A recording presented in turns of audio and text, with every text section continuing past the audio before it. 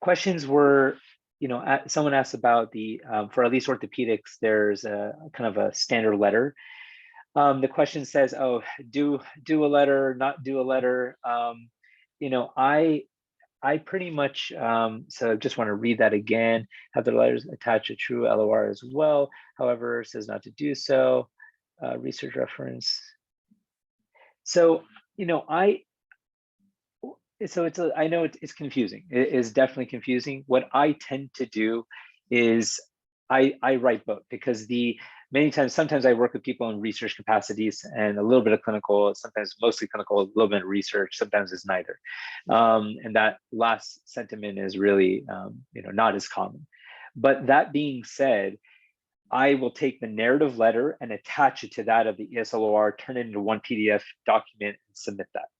So that way all programs, there's, for lack of a better term, they don't have a choice, but to have both. And I think in some ways it gives them, hey, people who like the ESLR get to focus on that.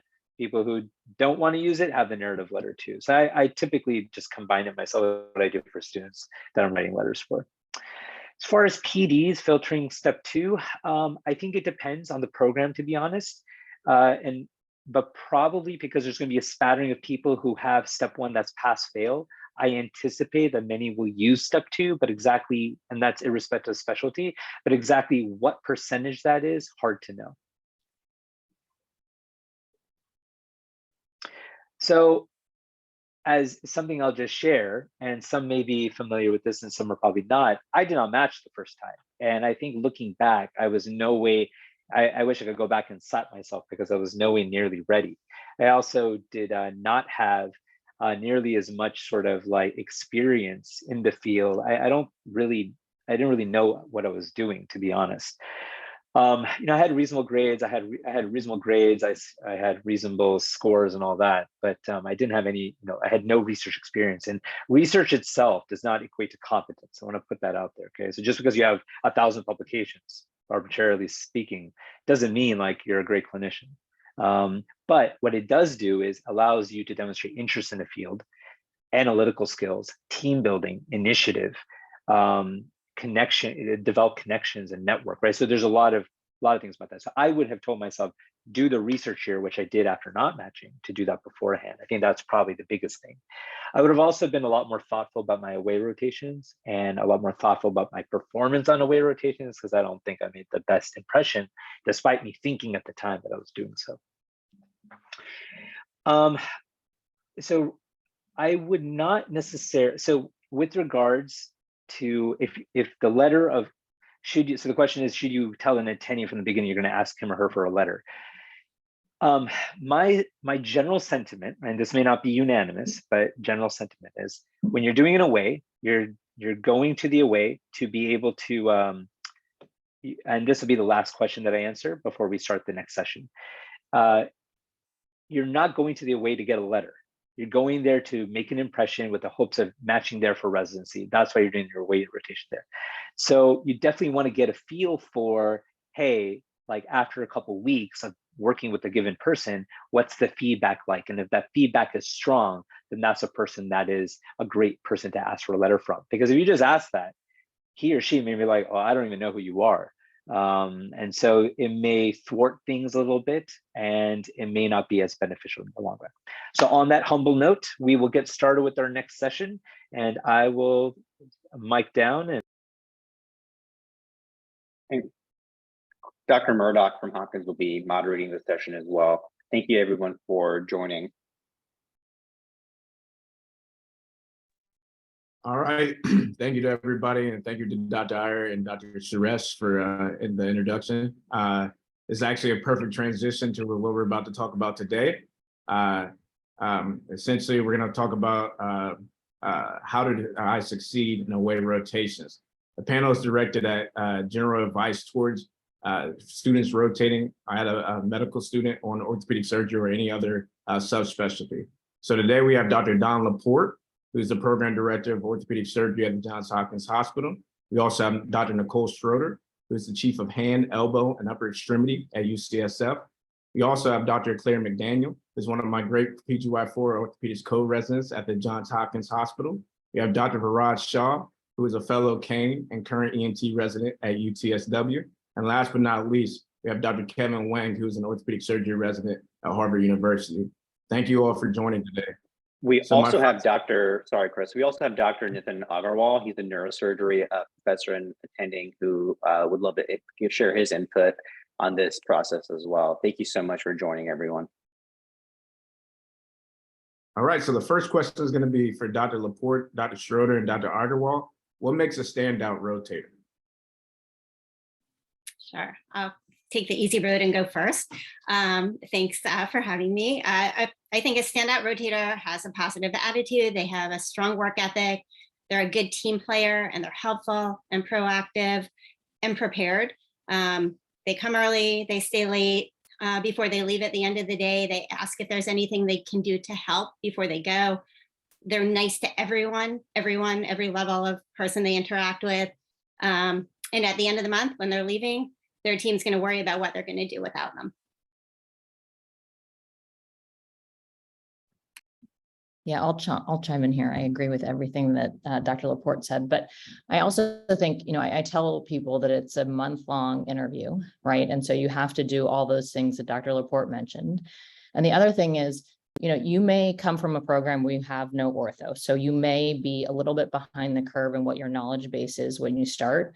But what we want to know is, are you teachable and trainable, right? So can you show that over the course of the month, while you may not have had as much knowledge as somebody who's been doing research since, high school, did you learn? And did you take the lessons that you learned in the OR, and did you translate it to the next surgery that you did? Or did you translate it to clinic and your physical exam skills? So are you teachable? And what that means is, like, if we ask you a question, you don't know the answer, that's okay. But did you come back to us with the answer the next day?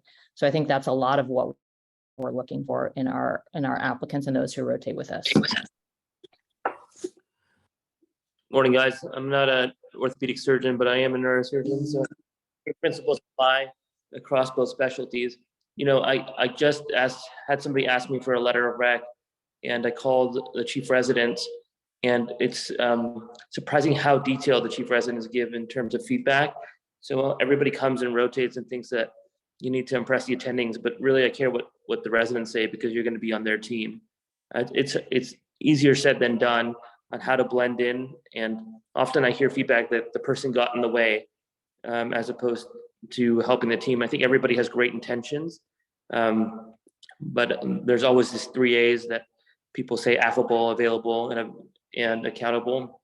I just say show up, keep up, and shut up. And that seems very, very harsh, but if you're that quiet soldier in the room, you'll probably end up doing phenomenal. So less is more sometimes, and I wish you guys the best of luck. Thank you all. Yeah, I was just going to say, thanks for being here, everybody. And Dr. Agarwal, thanks for joining us as well. And lastly, sorry to everyone about the technical difficulties with the breakout rooms. I definitely think there's an ebb and flow, and you have to, and it goes back to this concept of situational awareness, right? What may work in one environment may not be perfect in another environment. So you have to sort of have that, plasticity to kind of gauge, hey, within what scenario when should you be asking, as a perfect example, when should you be asking questions versus like, when should you be maybe, hey, like kind of holding back and just being more like, trying to help the resident on service. So those types of things, all of which there's not necessarily a formula for it. And that's why it's very much soft skill. And that's why you really have to pay attention, talk to the interns who may be rotated there, talk to the more senior residents who spent time there to get a feel for, hey, what is this particular service like? And when you're working with this particular resident or attending, what's working with them like? And I think that can give you a lot of insight too, and sort of be your playbook or cheat sheet for making progress, because again, it can vary by specialty, it can vary by, and even within specialty, it can vary by attending and even location, right? So those are all different nuances to keep in mind as you're navigating this. Follow that up. What is the other side? What makes a poor rotator? I guess we can go in reverse order. I'll go first.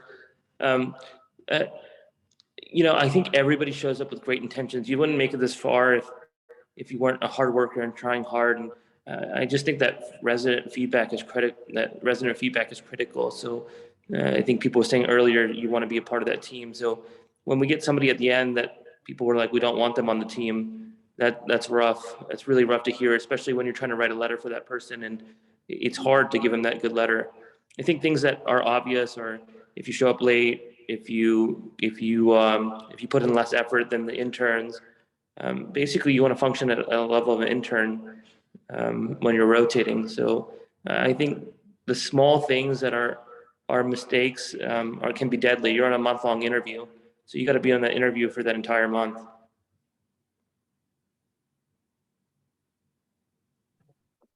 I think I agree with that statement. Also, you have to have initiative. And if you don't demonstrate that you have initiative, like if you are watching a resident reduce a fracture and it's the third time you've been out and they're doing with it, and you haven't helped them get the supplies or get the consult note or get all that stuff ready, that really shows us that you're not putting forth the effort, or that, again, that you're not teachable, or, you're not learning as you go. And so I think that that's really hard to see. If it's constantly saying like, well, we taught this, remember we reviewed this, we went over this, and they're not picking it up, that kind of can be a red flag. And then, the standard red flags that Dr. Laporte talked about, like not being on time, leaving early, all of those things. And that's pretty obvious, but I really think initiative is a big part of this.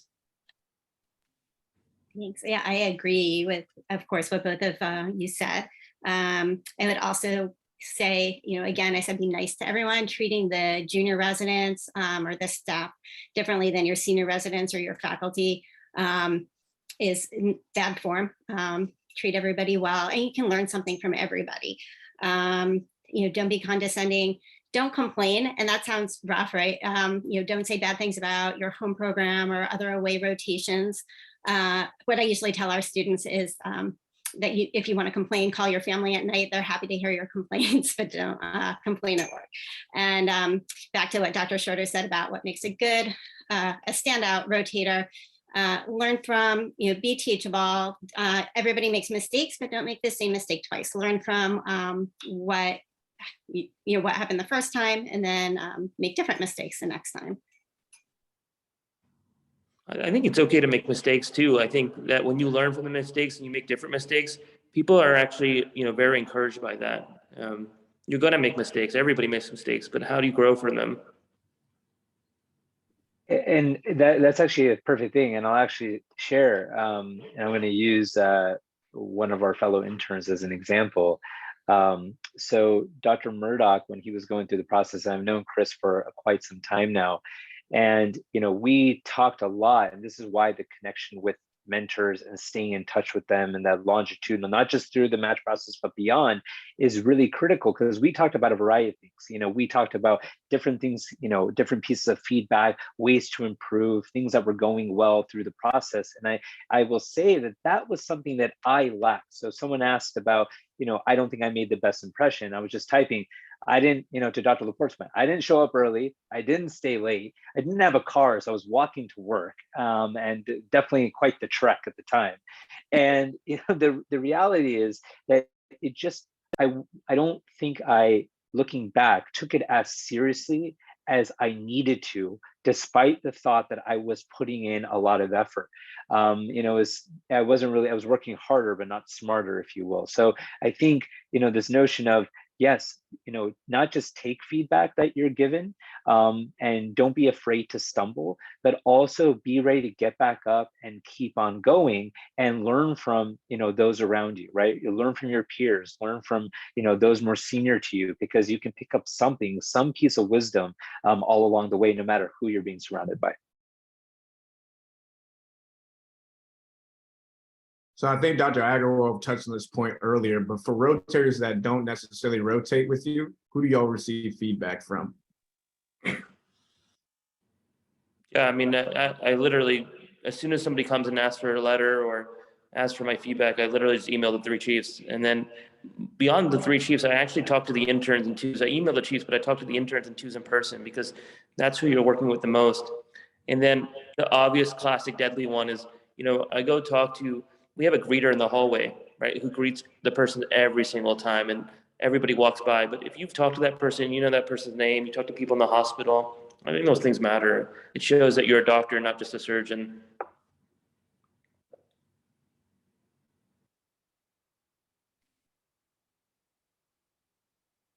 I agree. I think we talk to everybody. We work closely with the OR nurses, so the OR nurses are going to give feedback.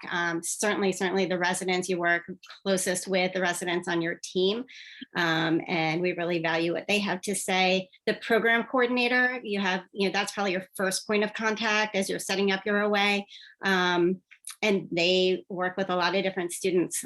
So we get feedback from everybody, and it really is very valuable.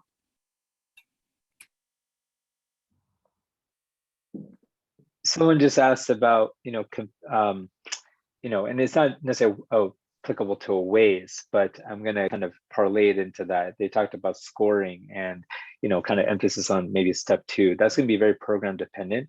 But this is the thing.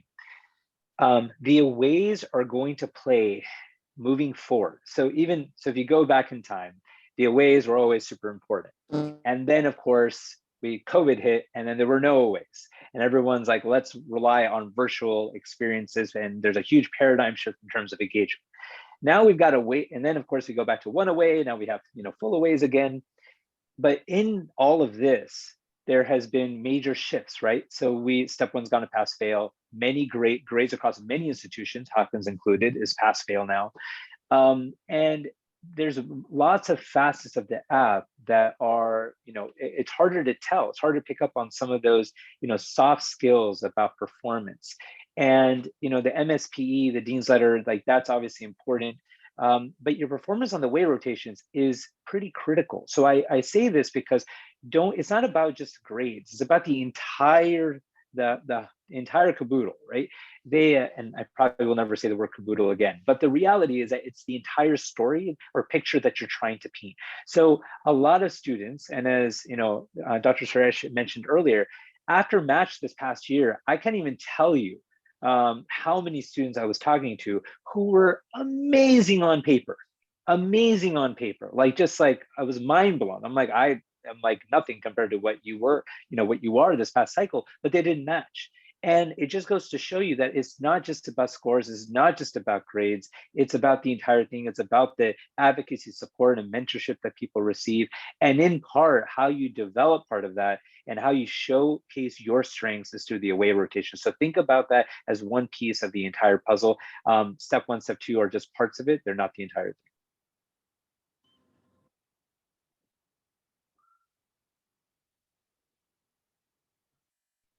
All right, so question for Dr. McDaniel and Dr. Wang. What did you all do to stand out at your prospective programs you rotated at? A lot of it's already been discussed here, but I came from a medical school that had a lot of orthopedic interested students, and we got a lot of very early mentorship in how to perform on away rotations. And at the very start, you have to treat it like it's an interview. Every day you have to be on, you have to be prepared for clinic or OR, but more importantly, your attitude, your teamwork, and your efficiency have to be a focus that you are always striving for excellence in and improvement in. So for me, I knew that once you go to an away rotation, you are on a level playing field with other people on those rotations. Essentially, you are there to develop who you are as an applicant and show that you can be a good resident, that you're teachable, and that you can learn and work well with the team. So I focused on work ethic a lot. I was always first in, always last out. I always stayed for cases, even if the residents on the team I was in didn't always do that. I read every single night. One of my attendings on one of my away rotations actually used to ask me Monday morning what I had read that weekend. And I thought that was a great motivating way to say, there's always time. You don't have to spend 12 hours a day studying, but you always strive for improvement. And I think that was something that I tried for on every away rotation. I will say that when I was applying, I had no limitations on the number of away rotations I did, and I ended up doing 3. And I got tired by the end. So you do have to know that it is a marathon. You have to be able to maintain that level of this is an interview for essentially 90 days. And that is a long time. So be prepared for that. So I was part of the COVID cohort. So I did one away rotation and I was also tired. I think I might be like the closest with Chris to like actually being an away rotator because I'm an intern right now. I think you guys got like some amazing high level advice. I think maybe I can add some like more low level, ground level advice. I will be like as brief as possible, but these were kind of like the notes of how I kind of made a formula for myself when I was going through aways. I split it up into operating room time, clinic time, nights, so AKA on call, and then the end of rotation presentation if you have it. To me personally, if you're in the OR, pattern recognition as a med student is everything. It's like simple things. If somebody is using a rongeur, you can always get a Raytech or a lap. If somebody is suturing, you can get scissors, like very simple things. And then you can kind of progress. And you'll see in robotic cases for knees, like where people go, where the sub-I goes, where the med student goes. This is all pattern recognition. And then I would say also like be really, really good at simple things. If you're cutting suture, like know where you're supposed to cut, like somebody tells you on skin the first time and the second time, like be really, really good at simple things. And then attendings will give you more leash. The most like med student task to me is like drilling the holes in the patella for TKAs. Be really good at that. And then you'll get to do more stuff. And then I think that will get you through like most of the OR cases, and then knowing the exposure like people talk about. I think clinic is the next thing. It is a very undervalued face-to-face time with attendings and residents. I think knowing to read x-rays is super helpful. At Harvard, everyone rotates 2 weeks through trauma. Trauma clinic is like all about x-rays in my opinion. And you can like do so many things, even if you don't know what the x-ray says, just by saying like, this is an AP lateral of a knee, there's no acute fracture, things like that. And clinic time, I think, is like so amazing for face-to-face time. So with attendings and residents, so like don't brush off clinic to go to the OR. Nights, I think we talked about a little bit, but there's so many ways to be helpful in terms of like getting supplies for splints and reductions. Take notes on your iPhone or smartphone on these things, like what you need for a distal radius. And then you can always like look it up. You can always ask people, but there's so many ways to be helpful on call, consents as well. Those were kind of like my three main things that I always compartmentalized in my head. And then I think some rotations have like a presentation at the end. I rotated at Columbia and there was a presentation. I think some people like it's the end of the rotation, you kind of brush it off. You should crush that presentation, like study for it, start early, because you're really graded on these things. And that's like your, 10 minutes to shine. So that was kind of like my formula personally for trying to like compartmentalize these things and some low level advice. And I think one thing I want to add to everything that Dr. Wang just said is, we're saying you have to be on top of your game from day one, but how do you get there? So when you show up to your away rotation, how do you have these skills to impress attending?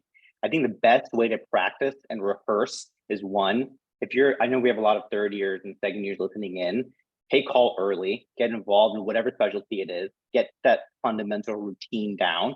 And if you're a fourth year, use your home sub-I as not quote unquote practice sub-I because it's really important, but as the place where you learn these fundamentals. So when you show up to your away rotation, you look like you're a superstar and you know what to be doing already.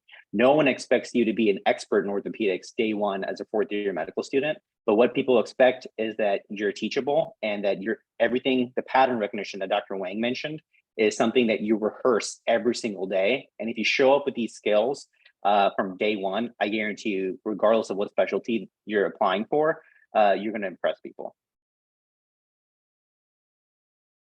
Yep. So to piggyback on that too, something else I would add is, Dr. Laporte and Dr. Schroeder and Dr. Agarwal, I think, touched on this earlier. Make sure you get to know everybody's name in the operating room. Make sure you get to know every PA's name, whoever you're working with. This is something that's really going to help when you're on our way and kind of help you shine.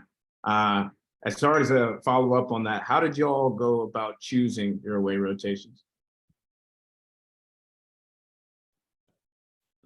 I'm happy to start. So I think for me, I might have been a little unique in that my partner, my girlfriend, was applying to law schools, and so we just wanted to like be in the same place. And so I thought that New York City had like the most density of good law schools, and then some ortho programs as well. So I applied to those, and then I had one of many 1 hour conversations with Dr. Levine. I was sold. And so I ended up rotating there. So mine was very like geographically based. Claire, Dr. McDaniel was super helpful for me. Like she gave me that list that she just sent in the chat. Like she was exceptionally helpful in terms of like the places she rotated at, like honest positives and negatives. So I would certainly like ask people what their honest opinions are. Because, you know, like I have no stake in, I only rotate at one place, but I have no stake, you know, I'll give you the honest opinion I have. And I'm certain other residents, Chris would as well. And so Krishna is going to send that file out. It's just a useful guide for how to act on away rotations, how to evaluate programs, because you're also evaluating a program at the same time that they're evaluating you. So that's a critical component too. You have to go to where you're going to succeed and excel as a surgeon or a physician. I just to add to that, now that this year there are no limitations on the number of away rotations you can do, you tend to run into the problem of overlapping with students from your same institution, which can be detrimental. The way that I was always taught is that you should coordinate with the students at your institution. And it is very possible, even with a large group applying. The year I applied to orthopedics, 21 students from my school applied into orthopedic surgery, and we only overlapped with 2 students at a time in a given institution. Now, this took a coordinated effort, and it took help from residents. It took help from attendings to know where to apply, how to do it, what programs would we fit in best at it, and things like that. But it can only hurt you to overlap more than 2 people at an institution. And I wouldn't go during the same month either. You're going to be compared to people from the same school head to head, and it's can be unfair and it can be challenging, but that's how it is. There just are a limited number of spots at a single residency program, and it's unlikely to take more than 1 person from a single institution. And so you have to think about, what do I value? Do I want a geographic location? If so, big cities usually have more than 1 residency program for a given specialty. Look at other places that you wouldn't have otherwise considered in that single geographic distribution. Is it a type of program that you're interested in, blue collar or white collar? If so, where can I go that other people in my school may not be interested in, and where I think I might excel? So it's very important to focus on that, because you can only hurt your application if you're going head to head with someone else. And to the point that neither of you might get an interview, or neither of you might place there. So it's very important to coordinate in that, and it makes it so that everyone does better if you coordinate. Sometimes there's this tendency to try to defend oneself, but coordination and teamwork makes this whole process better and will improve your match rate. I was just going to chime in with that. So Claire, Dr. McDaniel, that was amazing. And, you know, I think the sentiments shared thus far are wonderful. I'm going to bring up 2 questions that came in the Q&A, and I think it's a very important one. So how, and I'll direct this to Dr. Schroeder first, how do students, or how can students sort of balance, because this is something I face all the time, sort of trying to show off and demonstrating their knowledge base versus being kind of overly reserved about things? Like what in your mind is advantageous in kind of navigating when to sort of chime in what I know what a locking screw is, or versus like, hey, like I really don't want to say something incorrect. So how would you kind of suggest that they navigate that? Well, I think that's a great question to ask. And it's certainly very like attending resident med student specific, because I tend to ask a lot of anatomy based questions or very kind of functional orthopedic based questions. And I try and base it on level of education. So asking the like just right question, or the just right +1, meaning just pushing them a little bit to the next level. What I tell people is, you want to be able to answer those basic questions. And almost every resident that I work with will be able to tell the medical student what questions Dr. Schroeder is going to ask you, or what questions our arthroplasty attendings are going to ask you. So it's pretty formulaic from that standpoint. And you should be able to answer basic anatomy questions of any surgery that we do, like an approach to a distal radius or a trigger finger. What is the basic anatomy? Those should be like chip shots for you guys, and then the next level question, you'll get asked if you can answer the basic question. And then from there, what I also tell people is like, don't overstep. If I'm asking the R2 a question and they don't know, don't chime in with an answer before they have a chance to think about it, because that just makes you look bad. And if I want you to answer that question, I'll ask you that question. But stepping over somebody else to answer a question just looks bad. But so get your basic questions, your anatomy questions in those, and you don't need to offer that information really unless you're asked. That is a great a great kind of example. And remember, these are all, while there's orthopedic folks on here, again, this is not, you obviously heard from neurosurgery too, this is not specific to ortho, right? All these nuances, this sort of interaction, these soft skills are applicable across any discipline. And I just want to emphasize that over and over. I think that one thing that I've noticed is that sometimes students come in wanting to demonstrate like, oh, I know blank. And I'm like, but do you really?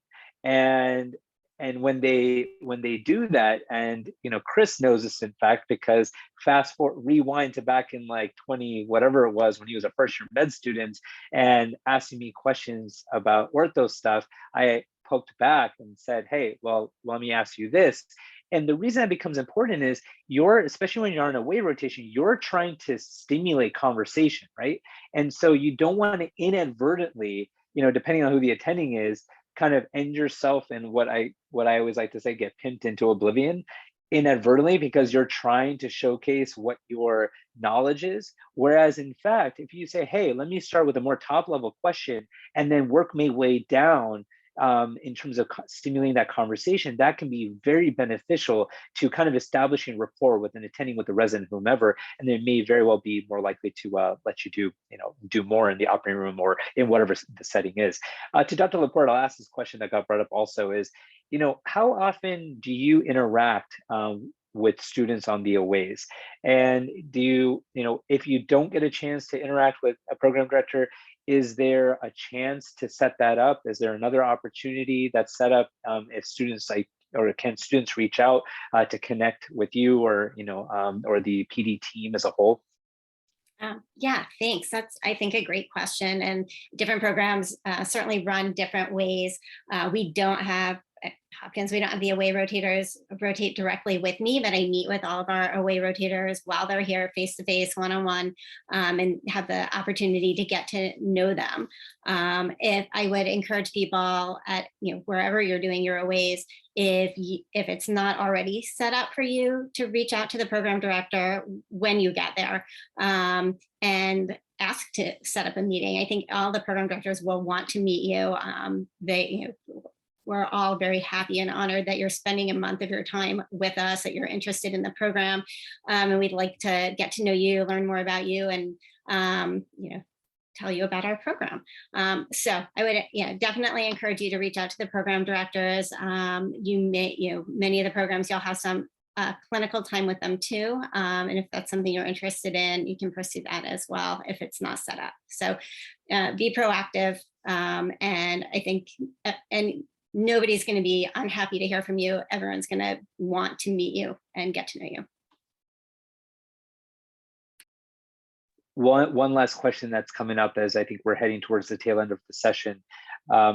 First off, want to thank everybody for their insight. Dr. Agarwal, who I don't see on the screen anymore, but Dr. Wang, Dr. McDaniel, Dr. Schroeder, Dr. Laporte, and Dr. Murdoch, thanks for all your insight.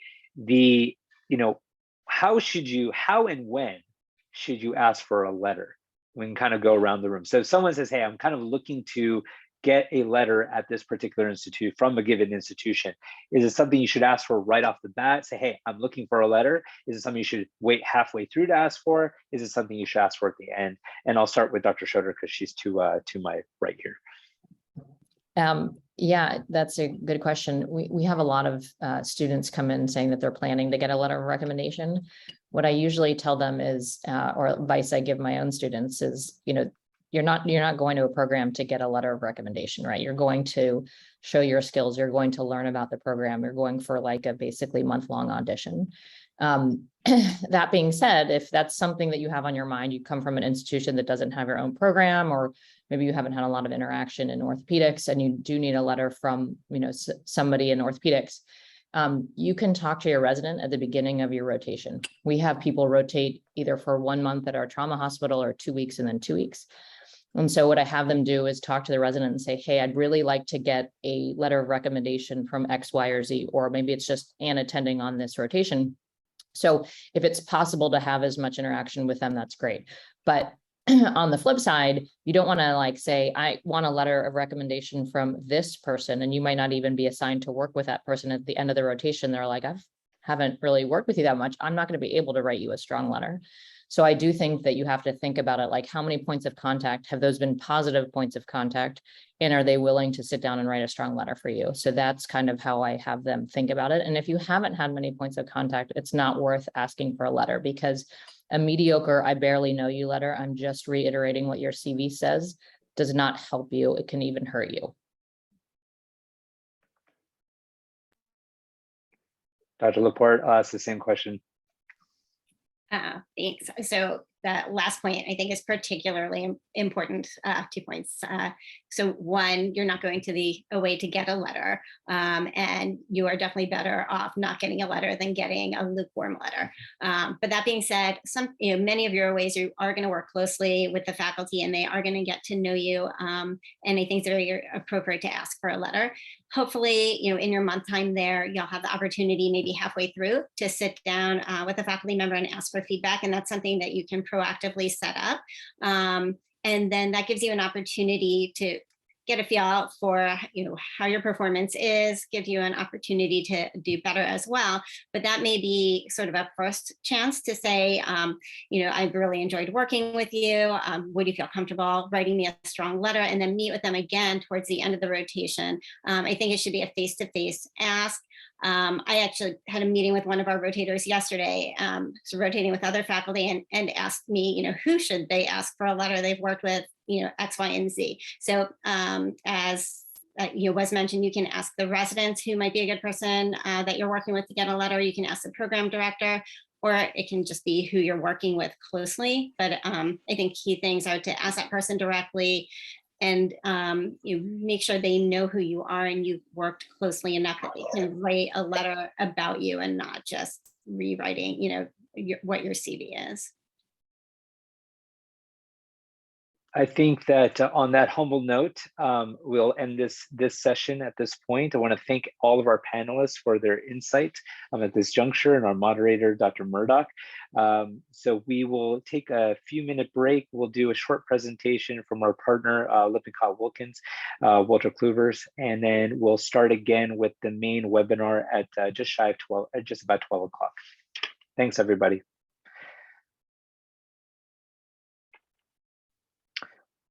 So I will share my screen.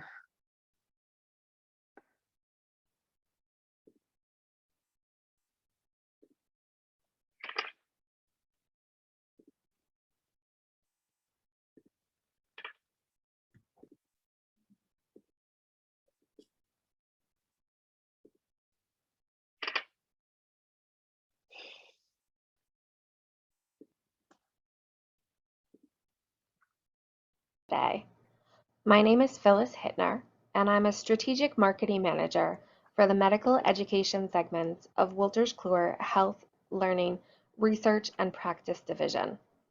Wolters Kluwer is proud to be a sponsor of what we think is an amazing opportunity for students, faculty, and practitioners of every level to connect with each other during this two-day virtual event. I think everyone attending will benefit from the topics and conversations to come. I chose this image specifically to start my presentation today, and I wanted to call it out for just a moment.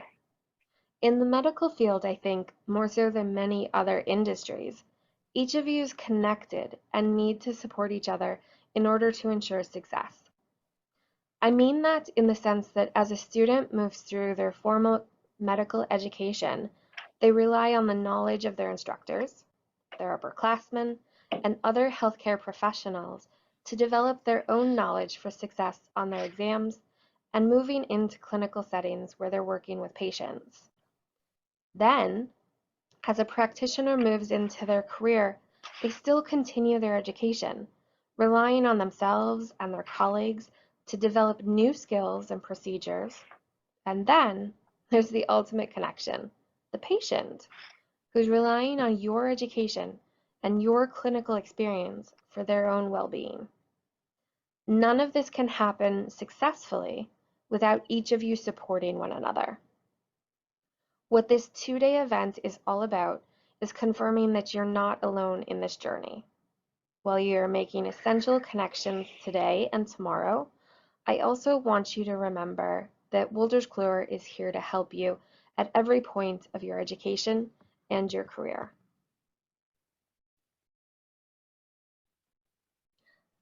Let's start with how Wolters Kluwer works to support medical students. Now, first of all, we are a publishing company, so the first thing that I need to talk about is our books. For those of you that have already started your education, you might know us better as Lippincott, because that's one of our brand solution names. But we publish for a wide area of subjects, from your basic science textbooks, anatomy atlases, or lab manuals, to flashcards and even review resources.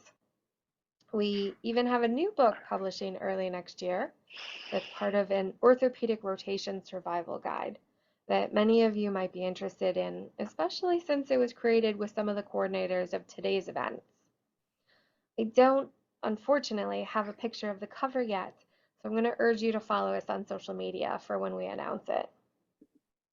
Following us on social media has some other benefits too, because we strive to post content that's going to help you, and you even get information when we're running discounts. Right now, we're doing our back to school sale, so checking out our social media profiles will give you access to that information and help you save on all the books you might need for the new semester. Now, beyond books, we also work to provide additional information and support to students. Our After Rounds blog has posts for students, residents, and practitioners that even cover some of the topics being discussed this weekend. It's a great place to look for advice on rotations, specialties, living with a roommate during med school, matching into your perfect residency, and more. Then there's our student resource site, where we share some interesting information, and you can sign up to receive our newsletter. We'll put that link in the chat or share with you later. On both the student resource page and in the newsletter, we share information that's important to you, and we work to update the information on a regular basis, so feel free to come back for something new. Our goal for the resource page and the newsletter is to share tips and tricks from other students, faculty, or authors of our books. Useful information that we've compiled, maybe an FAQ about one of our products or platforms, or even discounts for some of our products too.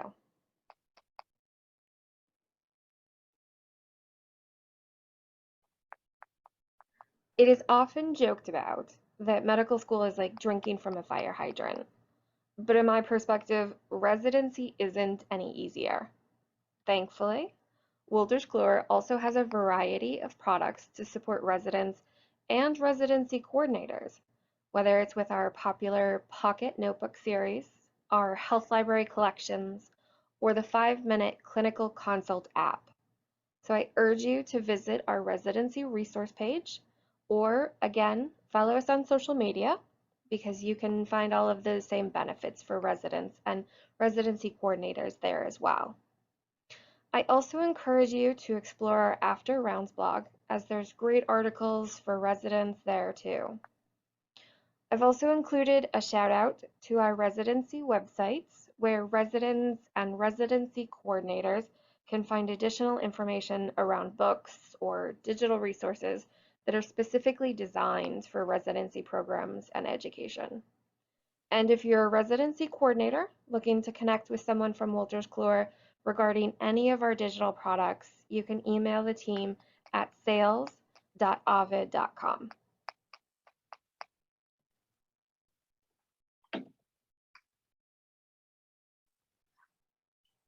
Wolters Kluwer doesn't stop there though. Beyond your residency, we also have resources designed to support you no matter what specialty you go into. If you're a member of a society, such as AAOS, there's also added benefits supported by Wolters Kluwer, such as access to journal publications or member discounts. Make sure you check your organization's website for additional information and benefits that might be available for you through them. And again, I'm going to call out our social media platforms where we share information relevant for those in practice as well, including new book releases and more that you might find useful.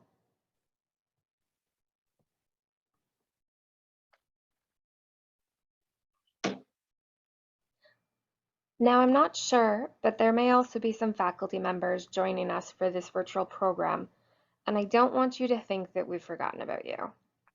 Things have changed over the last 2 years, not just for the way your students are learning, but in how you're teaching.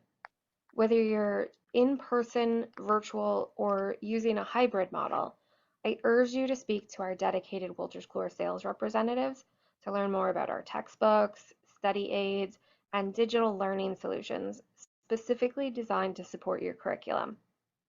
Our team will be happy to give you a demonstration of any of our digital products and explain how they may support you. They can also discuss what print resources we publish that will best suit your curriculum and the needs of your students. If you don't know who your rep is, you can easily find them on thepoint.lww.com/replocator or email medical education inquiries at wolterskluwer.com to be connected with someone from the team. Okay, I know I just threw a lot of information at you, so let me summarize. No matter if you are starting your first year of medical school, in your residency, a longtime practitioner, or an educator, follow us on social media, Lippincott Medicine. Visit our After Rounds blog or our dedicated resource pages for advice and information just for you. And for the faculty or coordinators, connect with one of our sales teams to ensure you have the best products to support your program. And before I sign off, I just want to say how amazing I think it is that everyone joined this virtual event. I urge you all to find a mentor to help you grow and to become a mentor to others. It will make all of you stronger.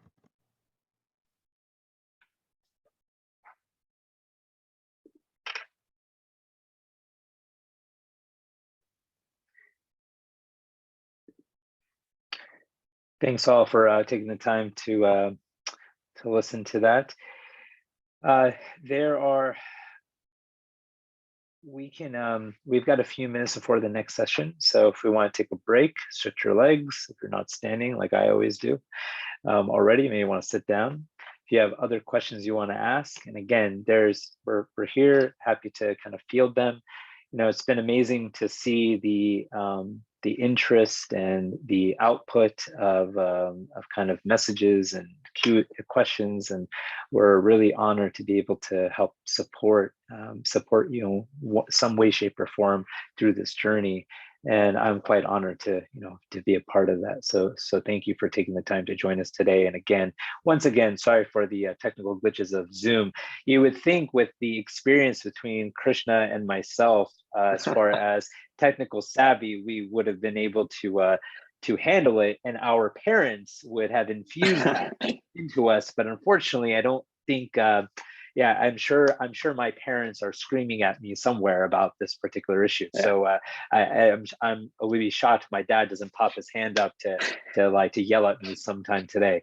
But with that being said, we'll just open up to questions while we have about 5 more minutes. You know, and so feel free to type them in. I am, as you're noticing, I'm trying to incorporate questions that are being brought in. If we don't get to your question, you can certainly message us later. And we are going to try to kind of put together at some point a document of the Q&As that are being answered as well. Obviously, you've got a lot of people to ask. My perspective is just one, but it's definitely, feel free to direct your questions at different faculty members, whether it be, residents or attendings who are involved with any of the sessions between today and tomorrow.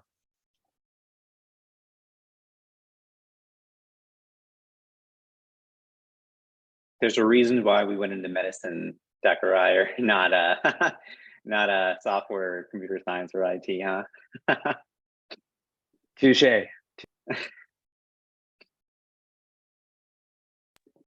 So as far as navigating, to navigate some of these kind of programs for away rotations, you can look on program websites themselves. Frida probably has a list of the different residency programs through every specialty, and that's through the AAMC. And that also can be very helpful to kind of identify where you can do rotations at. As far as certainly my ENT colleagues can chime in with resources for that specifically, but I would look to ask your home institutions for major or the resident, like home institution faculty or residents that you work with.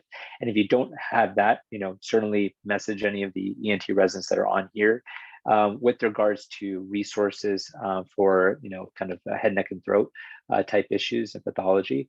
And I think that textbooks are great, but this kind of applies to every specialty.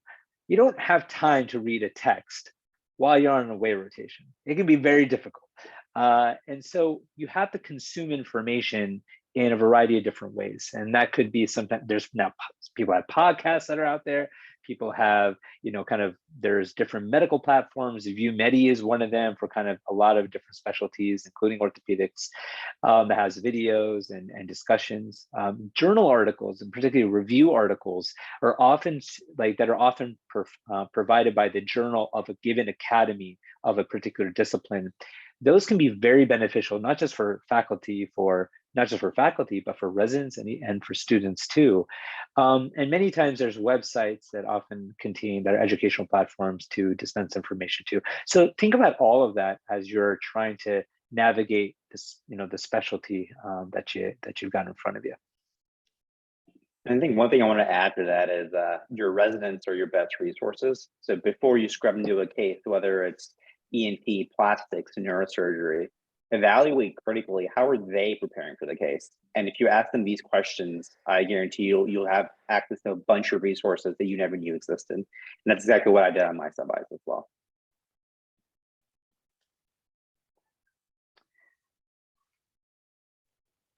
Someone asked, what are some of the variables that you would say that are the minimum for the application? I think it's a very tough question. And if I'm guesstimating what you're getting at correctly, I would, the scores are sort of one facet of it. Performance clinically is another facet of it. The comments that come out of that, they usually go into, the medical school performance evaluation, MSPE, or Dean's Letter as previously called, is important. Engagement with the department of interest in some way, shape, or form is valuable. And your performance on outside externships is also valuable. Now, on the engagement department, it can be research. That's one facet. But it doesn't have, research is not the only thing, right? Perhaps you went on medical mission trips with a given, attending. And there's other extracurriculars, volunteering at free clinics, right? Other leadership experiences that can be very valuable too, to demonstrate who you are as an individual. If I were to, one of the things that I got asked about a lot was the fact that I had breakdancing on my application as my quote unquote hobby. And I don't even know if my chair, Dr. Fickey, knows about this either. So I actually grew up. So I'm going to just tell you in front of a few hundred people instead, Jim. So I grew up doing Indian classical dance, analogous to ballet, but I also grew up doing a lot of breakdancing and hip hop and whatever else. And so the reality is that came up at every single interview because there are YouTube videos of me performing at med school and other sort of things. And so people would ask me, I still remember clearly, and this is the last comment I'll make, at my NYU interview, I got asked to dance in one of the rooms because there was the rumor that an applicant on the trail could moonwalk, et cetera, et cetera. And of course, I was said applicant. So different things can separate you and make you stand out in a positive light, through the application cycle. All right, time to move to our next session. Hi, everyone. My name is Krishna, and I'll be moderating this next session entitled, How Do I Know Who to Ask for a Letter Recommendation? And I think it's a very valuable topic that was touched on in previous sessions earlier. But first of all, I'd like to thank all our panelists for joining us today. First of all, we have Dr. Ficky once again, who's the chair of My Home program, Johns Hopkins Hospital.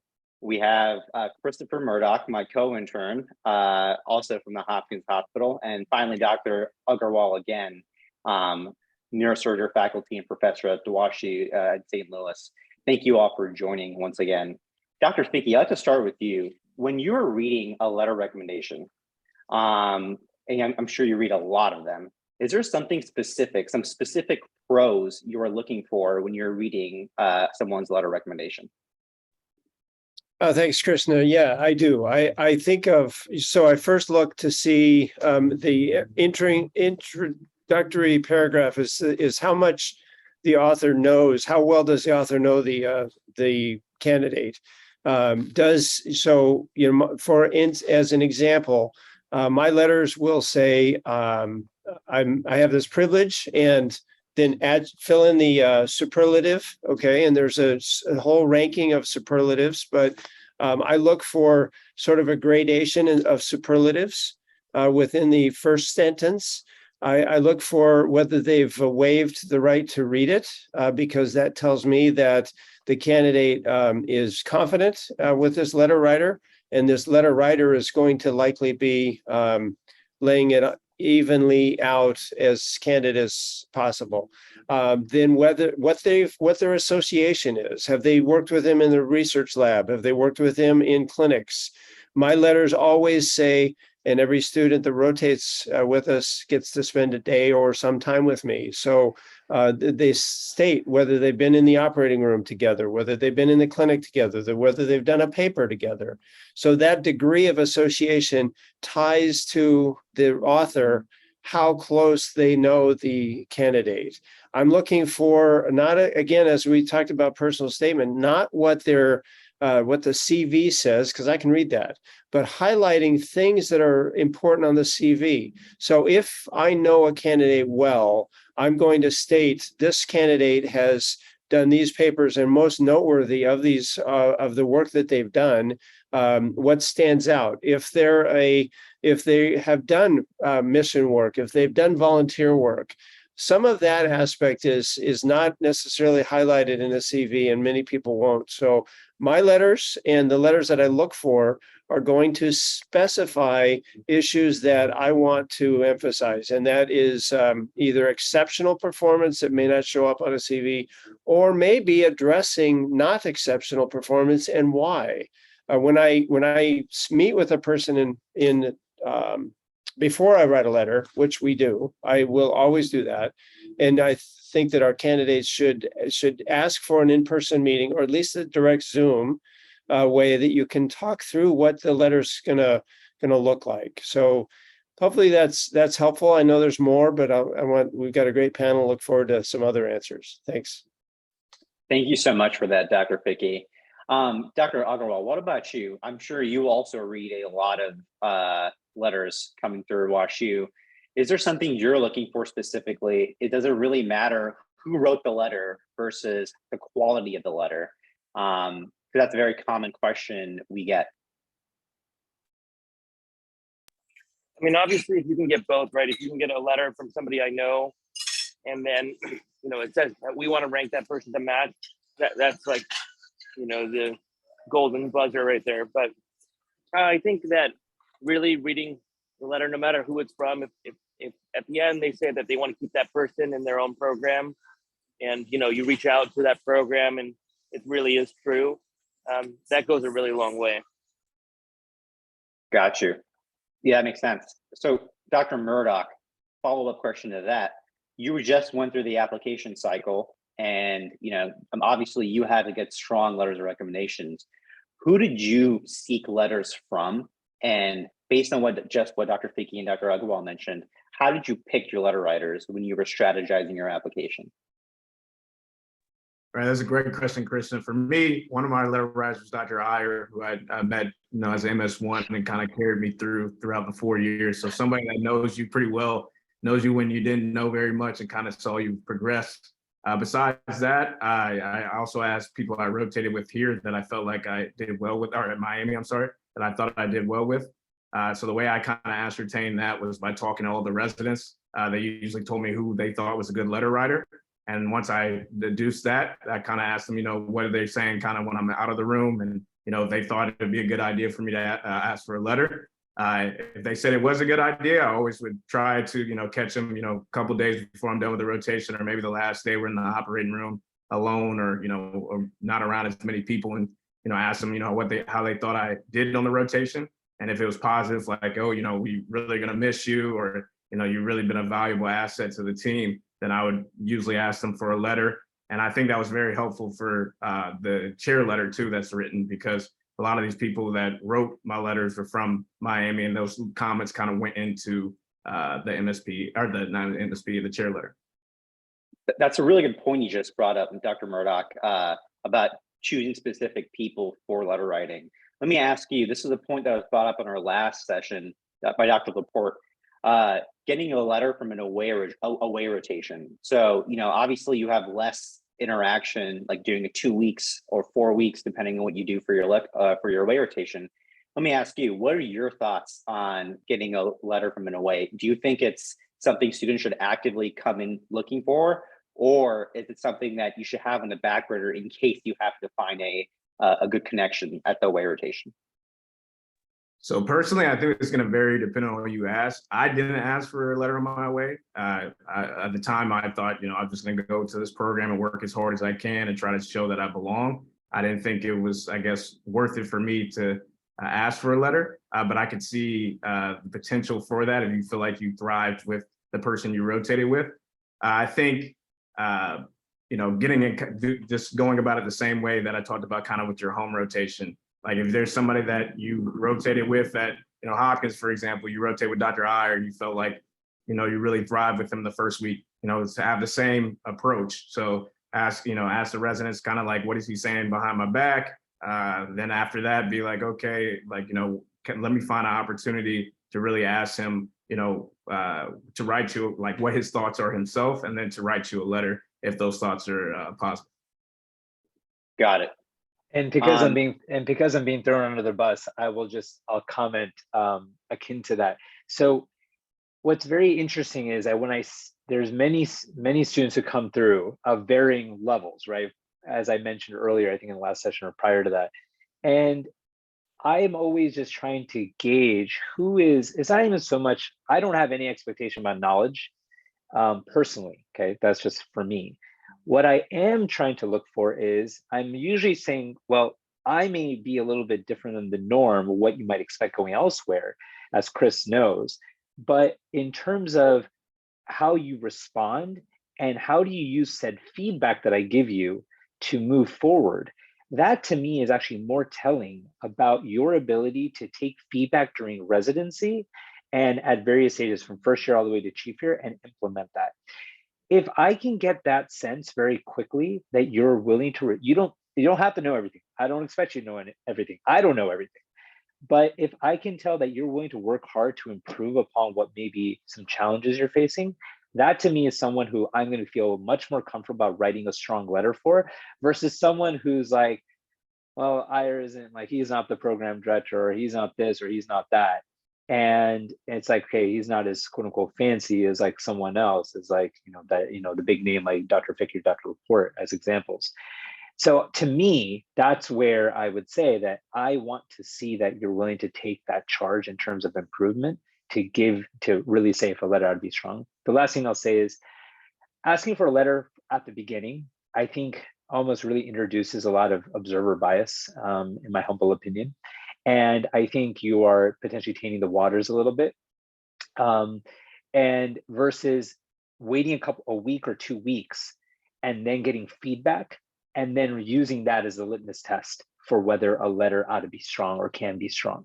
I think that's the way to do it, but it can still be hard to establish enough of a rapport or engagement on a short rotation versus when you've known people, as Chris knew me, for a number of years when you're applying.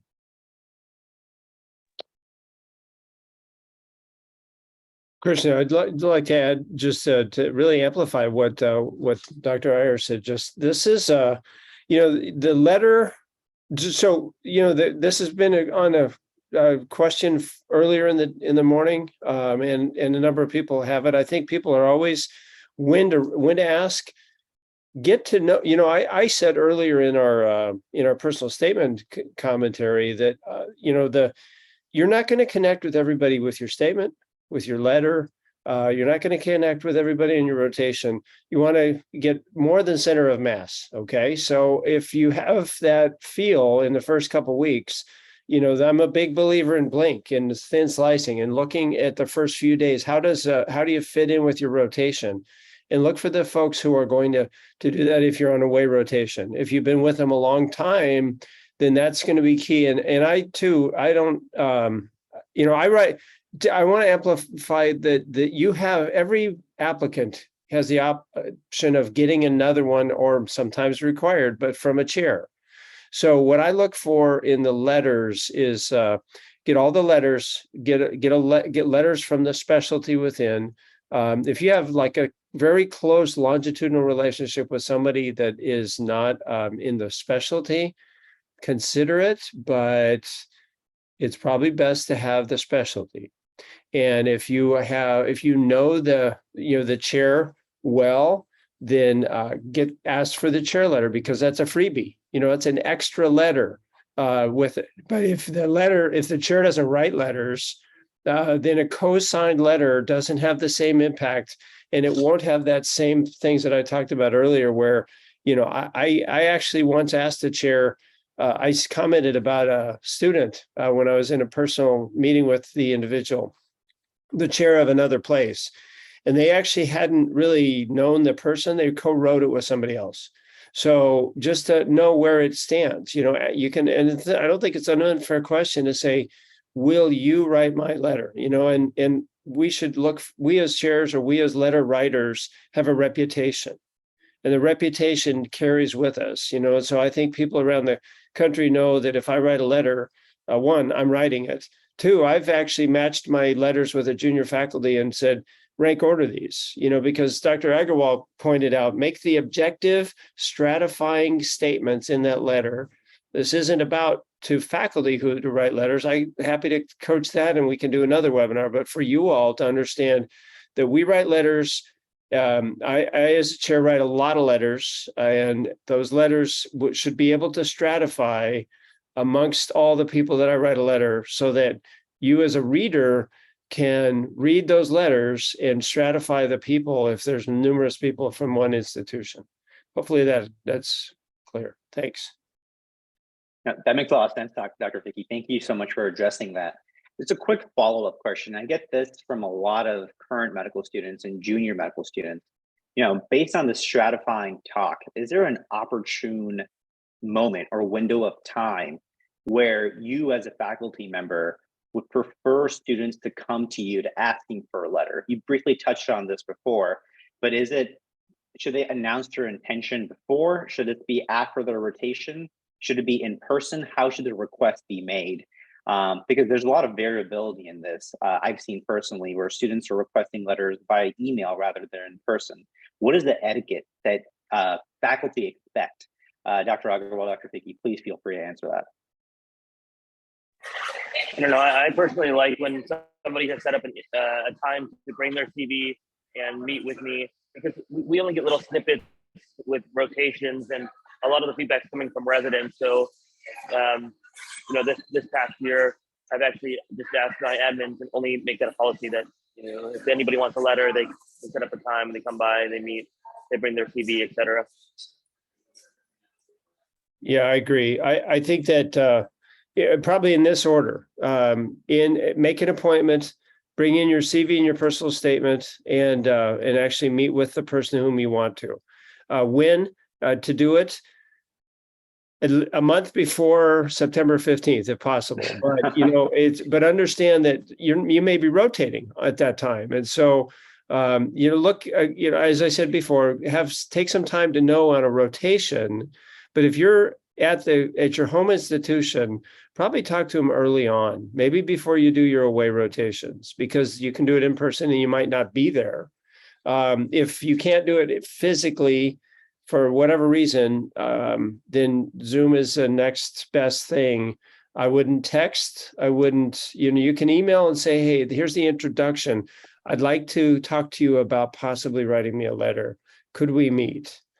And, I think that's important. And it takes a little bit of time. I will tell you also that when just personally, some on this call have probably heard this before or know this.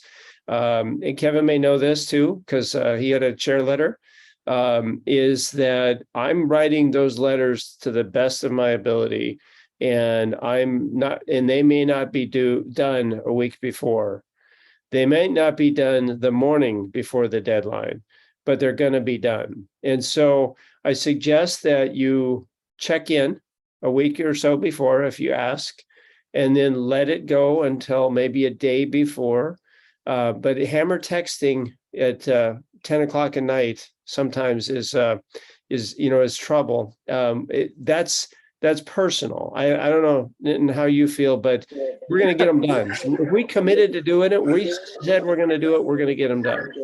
I like the phone calls between 3 and 5 a.m.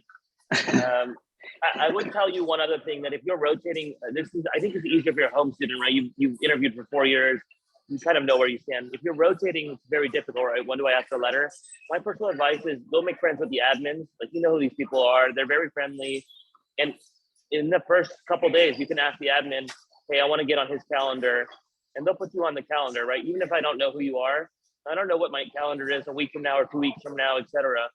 So you don't need to feel intimidated about that you've never met me, or you've never met the chair, or you've never met, X or Y professor. Just get on the calendar and then work on preparing for that time, because you're not going to be scheduled within that week. You're going to be scheduled 2-3 weeks out for sure.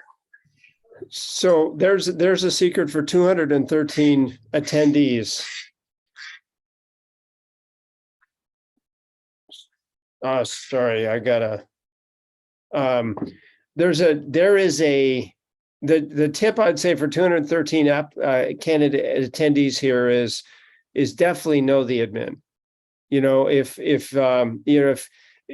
one of my rules is know the housekeeper, thank them, know their name. I don't actually go out and ask the housekeeper about candidates, but I definitely ask my admin. And, so they do get a vote, actually. So relationships with administrators, with residency coordinators makes a big difference.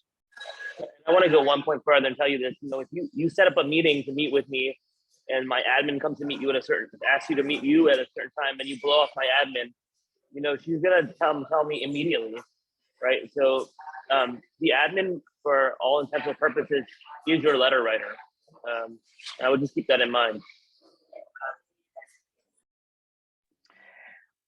So I guess we're then in agreement that when Chris asked me for a letter and texted me at 3 a.m., that probably wasn't a great idea. So I will say, in terms of this ask, it very much also depends on your relationship, right?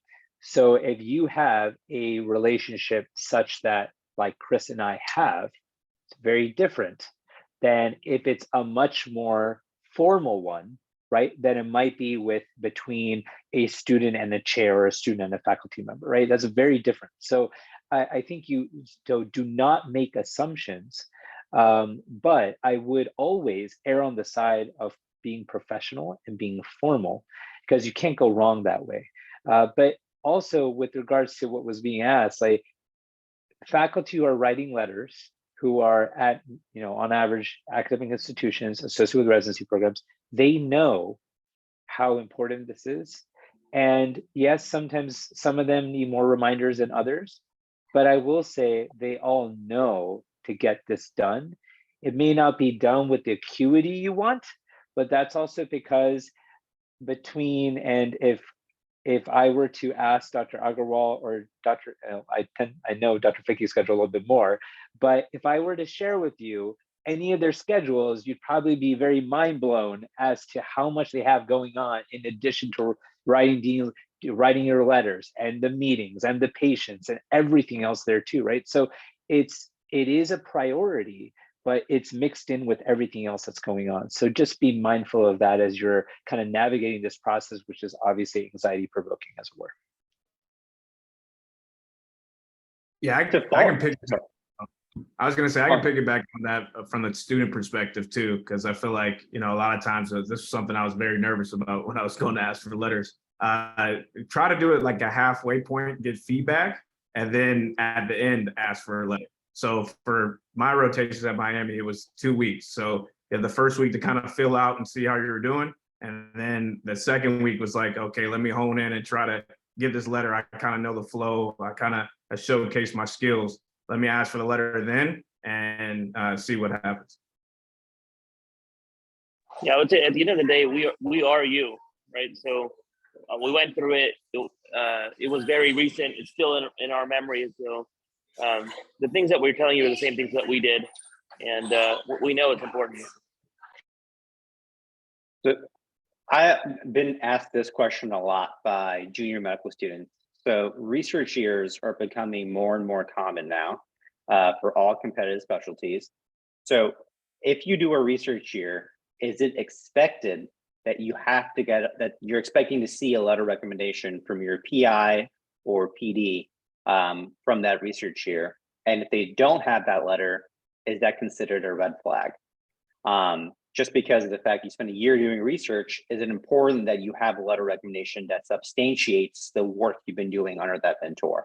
Or let's say you don't have that good of a relationship after a year, do you not have to get a letter from them? Thoughts from the panel?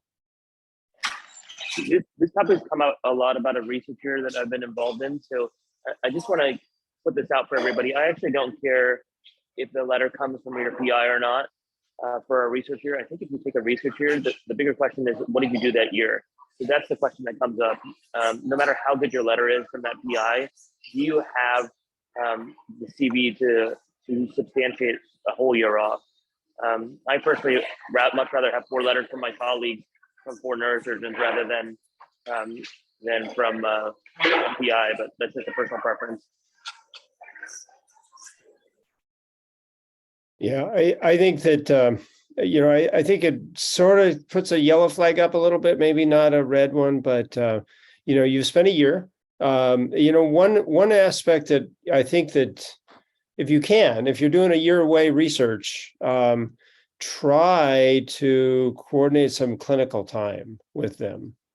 And so that they can comment from clinical perspective. That really is, just because I think your research time is important, but the research productivity is going to be speaking loudly on your CV with the things you've submitted and all. And so, that I think, use those letters. There's a small number of them, and I think using them for your clinical perspective. There's a question on the chat about whether to give somebody other than an attending, and we all prefer to see an attending from our specialty.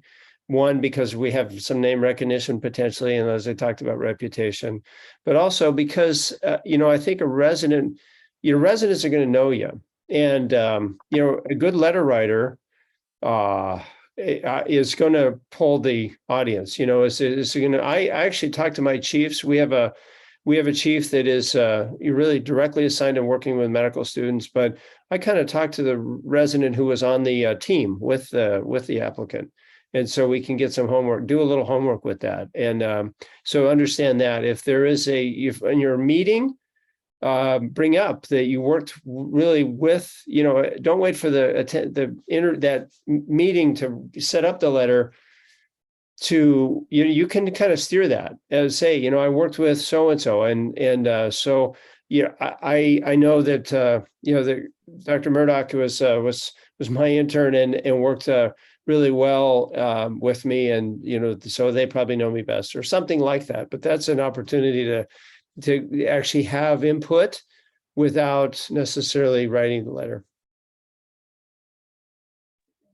Yeah, I was just gonna. I'll give an example actually from last year. So there was someone whose application I was reviewing, and they had done a research year with a colleague of mine, and a colleague that I know relatively well.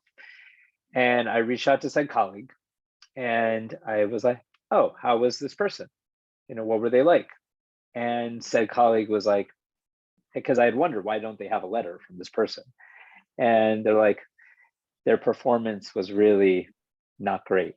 And I won't use the exact words that were used, but it was not good. And to me, it is, so there may be, if someone has a situation where they've just got so many glowing letters, whatever else, you feel very strong, sure. Do you have to use your research year letter? No.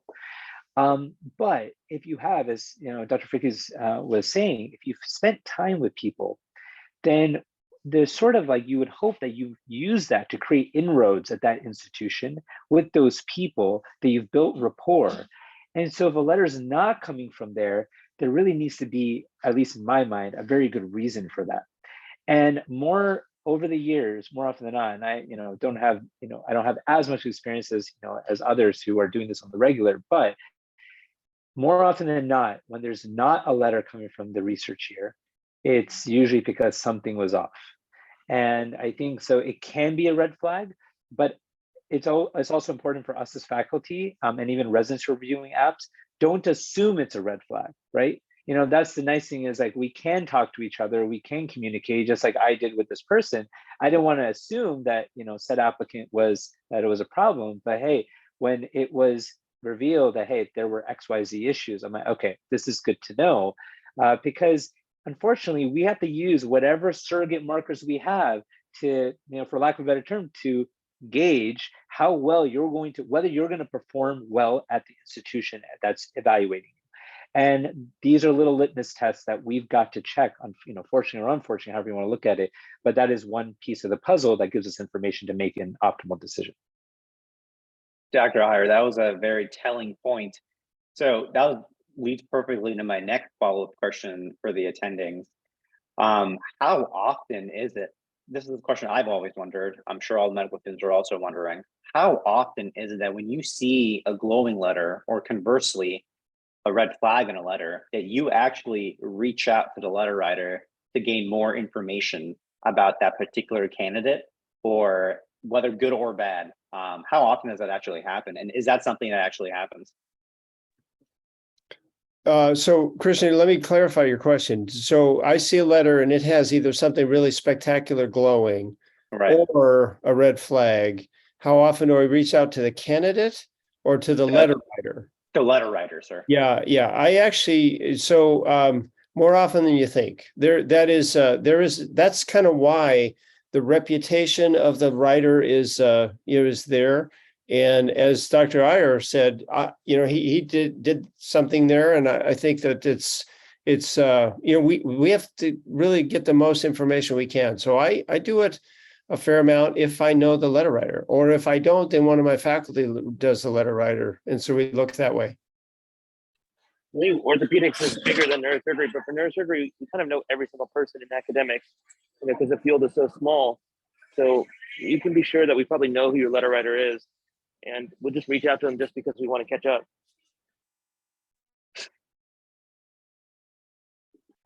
Yeah, I was just going to say that I had multiple. I'm very specific about how I write the letters, and I try to include very specific things, because there is a certain degree of and Dr. Agarwal and Dr. Ficky could probably allude to this as well. There are certain things that we're trying to glean from the letter, right? I want to know, like, I personally want to know, does, someone asked earlier about, like, hey, how's the letter, what's the difference between good and not so good one? And if I want to know that the program that is writing the letter, whether it's your home or away or whatever, is interested in you, right? I want to know that. I want to know to what extent they're willing to fight to keep you, because it tells me that, okay, well, this is someone who's clearly like worth fighting for. So when I write the letters in support of students, I don't do it arbitrarily. I do it very methodically, because not everyone is in the top 1%. And, you know, it's important to recognize too, although many letters, right, top 1%, you're like, you just wrote 5 of these that are all top 1%. That's not a good thing either. But the point I'm getting at is, if the letters speak to your, like, they're really strong. I've had people call me to say, is this person actually what you're representing in this piece of paper? Or is it fluff because of the application cycle and the way things roll? And I've had that called multiple times. And of course, like I would say 99.9% of the time, because nothing's ever 100%, 99.9% of the time, I'm like, yeah, I wrote the letter strongly because that's who they are. They're going to do great for you.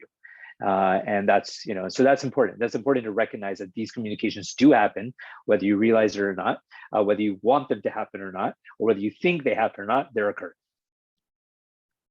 Thank you so much for that insight, Dr. Aiyer. And I'll finish up with one last question that, again, is something very popular and actually seen in the Q&A today earlier.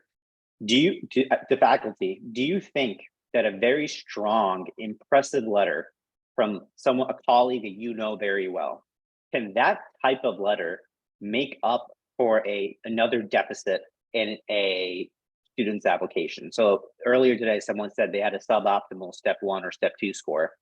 Do you think, to a certain degree, that a powerful letter from one of your close colleagues can make up for such a deficit like that?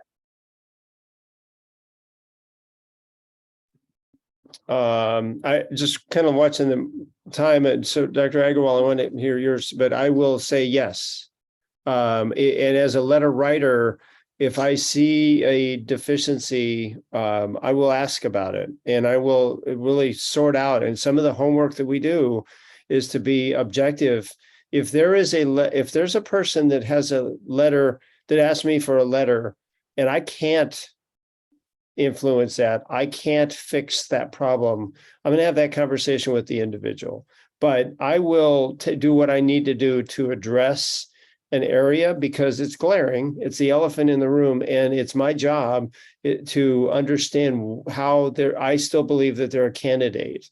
And to comment, just, you know, there is at the risk of going over, Sir Moderator, I think you know, the comment about about our reputation and the 1% and everybody getting a 1% is back to that reputation, the reputation of the letter writer.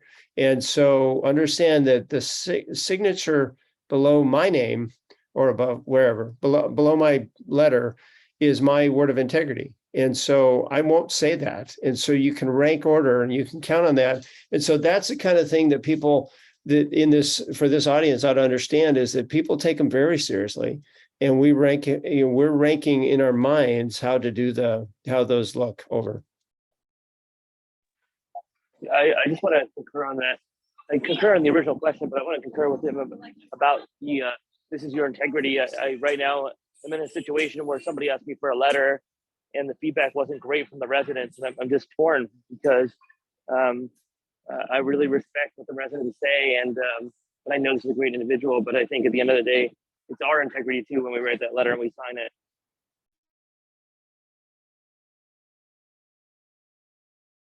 Got it. Well, thank you all for participating in this panel. It was very valuable insight. For now, we're going to transition to our next session, the next 5 minutes. And this session is actually how to navigate ERAF. It's a very practical piece of advice, as that deadline's coming up. So everyone stay tuned. And in the next 5 minutes, we'll be starting up this session. Once again, thank you so much to our panelists. We really appreciate your feedback.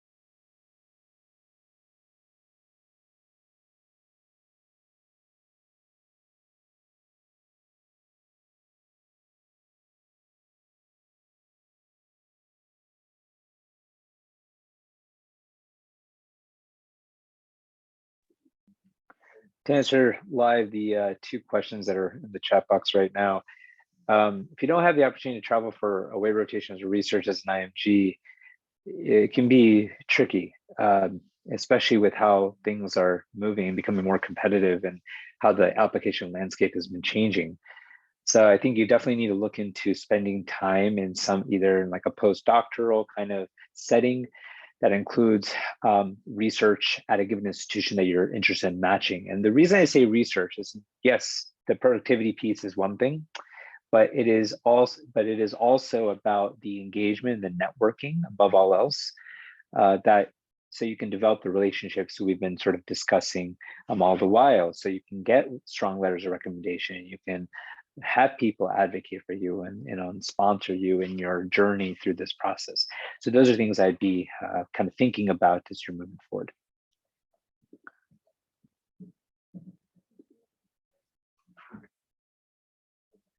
So as far as ERAS, which we're going to get into in a little bit, so I won't kind of go into in too much detail. It's a great segue question. So there's the items, which refer to all the different sort of papers, posters, public, like whatever comes out of your research experiences. But I would not, if you had like an abstract that was accepted as a paper, then the abstract got accepted as a poster, those would not be experiences, in my humble opinion. They'd be considered, again, items. So that's the way that I would sort of review it. So your experiences are the actual projects that you're involved with, and the items are the different things that result out of it that include abstracts, podiums, posters, and papers.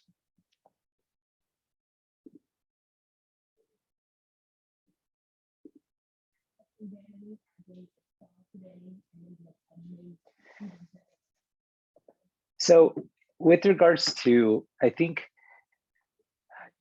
someone asked, and this is an interesting question, potential research mentor conversation with, without coming off as transactional. I get asked all the time, can I do research with you? And it's a fine question. And I think a lot of times in like undergraduate training, it's kind of like, oh, you just do what you can to find someone, some sort of like PhD person and get connected. In our world, I tend to think that when the research is really a conduit for planting those seeds of mentorship to allow that to grow. So to me, it's actually more beneficial if you can find people you would like to shadow in a given field, spend the time to identify pathology that's of interest to you and the people that you feel you can connect with, and then develop research relationships as a result.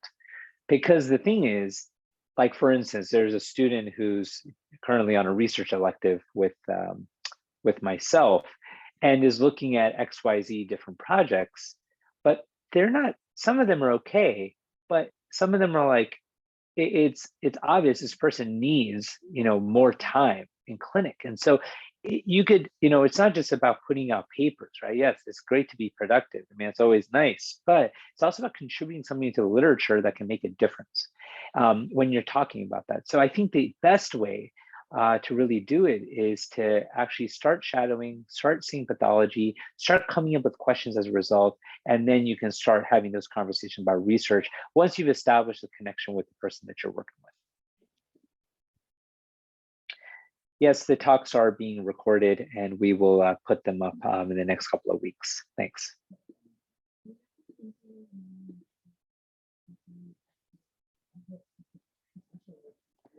So certainly if a paper's been rejected, and I'm sorry that's the case, I've had many of those myself, it can still be listed as that. You can put that experience down of like the actual project itself, and then subsequently the poster or the poster or presentation that's come out of it, that's the item. But you can still put it under research experience not otherwise published. And that's something that you can, I think, list it as formally.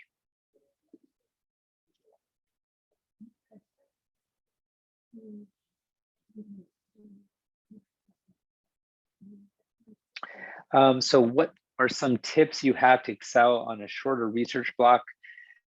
I think that, with regards to this particular question, certainly taking the time to get connected on the research side is helpful, or the clinical side is helpful, but also you want to make sure that you have a project at hand that you logistically can get it done too. That's an important thing. So finding that sweet spot in terms of time is valuable. I think spending some degree of clinical time is helpful because that will give you ideas for research, as I mentioned earlier.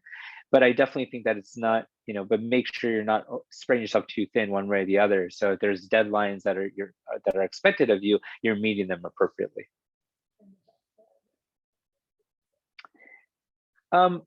There's no limit to the number of reviews or meta-analyses, but that alone, I think that alone, I mean, yes, a diversity of research experiences is great, but certainly and that's one part of it. But I definitely would try to, make sure that you're getting as much research type as possible. But there's no limit to it, to how many you can mention on there.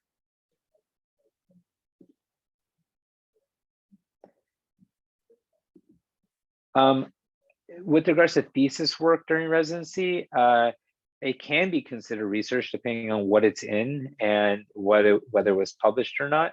But even if it's not published, if it's, and it could still be considered an experience depending on what it was in.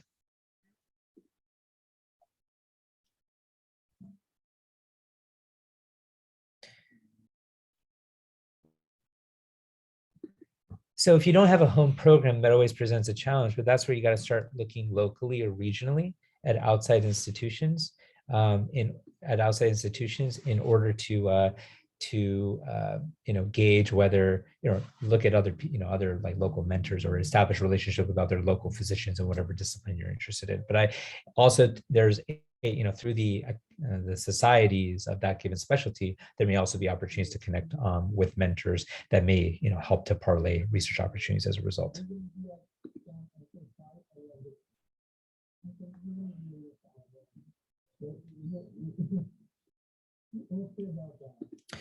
Yeah, if you've got stuff, if you've had multiple basic science projects, but the papers are all pending, those are experiences, and you can say not otherwise published, and that's a section on ERS too.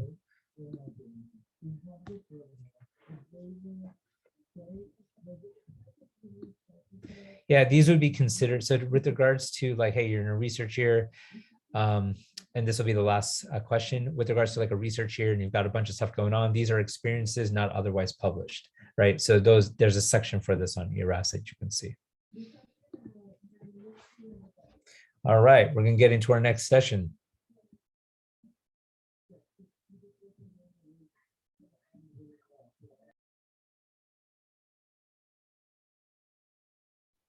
All right. Hello, everyone. I'm Shivani. I'm a fourth-year medical student at the University of Miami.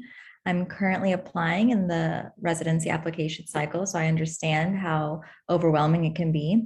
Welcome to our session entitled How to Navigate ERAS. In this panel, we're going to talk about everything, the nitty-gritty details on how to list publications, your experiences, how to make sure your letters have been uploaded properly, and everything in between. On this panel, we have Dr. Krishna Suresh, a first-year orthopedic surgery resident at Johns Hopkins. We also have Dr. Christopher Murdoch, who is also a first-year orthopedic surgery resident at Johns Hopkins. And lastly, we have Dr. Sanad Jabbouri, a current second-year plastic surgery resident at the University of Miami. Thank you to all of the panelists and attendees for attending. And to get started, what was the general timeline of events that you followed with regards to filling out the ERAS application, Dr. Suresh? Yeah, I think so. It's August now. So typically, at this point, you should have at least gotten a token from your medical school, logged in, and kind of learning the works of how ERAS is. I'm not saying you should be done with your application, but for sure you should have some of your stuff entered and playing around with the settings of ERAS. It's a lot of actually tools you can use to help navigate your ERAS. I know I looked up a lot of YouTube videos on how to enter publications. I know we touched on this briefly during the Q&A, but I would advise at this point, if you haven't already logged in, log in and start updating your information ASAP, because ERAS is a continual process. You should be checking your work over and over and over again before you click submit, because once you click submit on September 15th, you can't go back. You can't take back anything, and any errors in your application, I promise you, people will look at them and people will see them. So make sure you take the time longitudinally over weeks, if possible, to check your application. And in fact, I asked my significant other, who's also a derm resident, and she looked at my application too, and vice versa, to make sure there's no typos that you miss when you're in a rush. So again, this is something longitudinal that you should be looking into. Anything to add, Dr. Murdoch, Dr. Jabori? Yeah, I'll go first. It's good to see so many Canes on the talk. Good to see everybody. But essentially, with that, I wanted to essentially, when I got the token, it was like a year before I think Miami sent it out. I put my publication stuff in during that time. That was my opinion, because I just didn't want anything to be forgotten or for me to forget exactly what I was doing, because you know, you got a lot of things going on during that time, especially if you're doing orthopedics or plastics, something where you're away rotating. So for me, I was like, let me make sure I have all my information in, and I read that thing probably 100 times. And I also had my family read it. I had my sister read it. I had anybody I could get my hands on to read it. I had them read it and make sure that there's no outliers, because even if you are putting something that you've done before, like I had a paper on HIV that I had written, and essentially a letter writer, I guess, didn't believe I wrote it, and then kind of asked me questions about it in one of my orthopedics interviews. So just be ready for that. So. Yeah, I agree. Hello, everybody. I agree with everything that was said.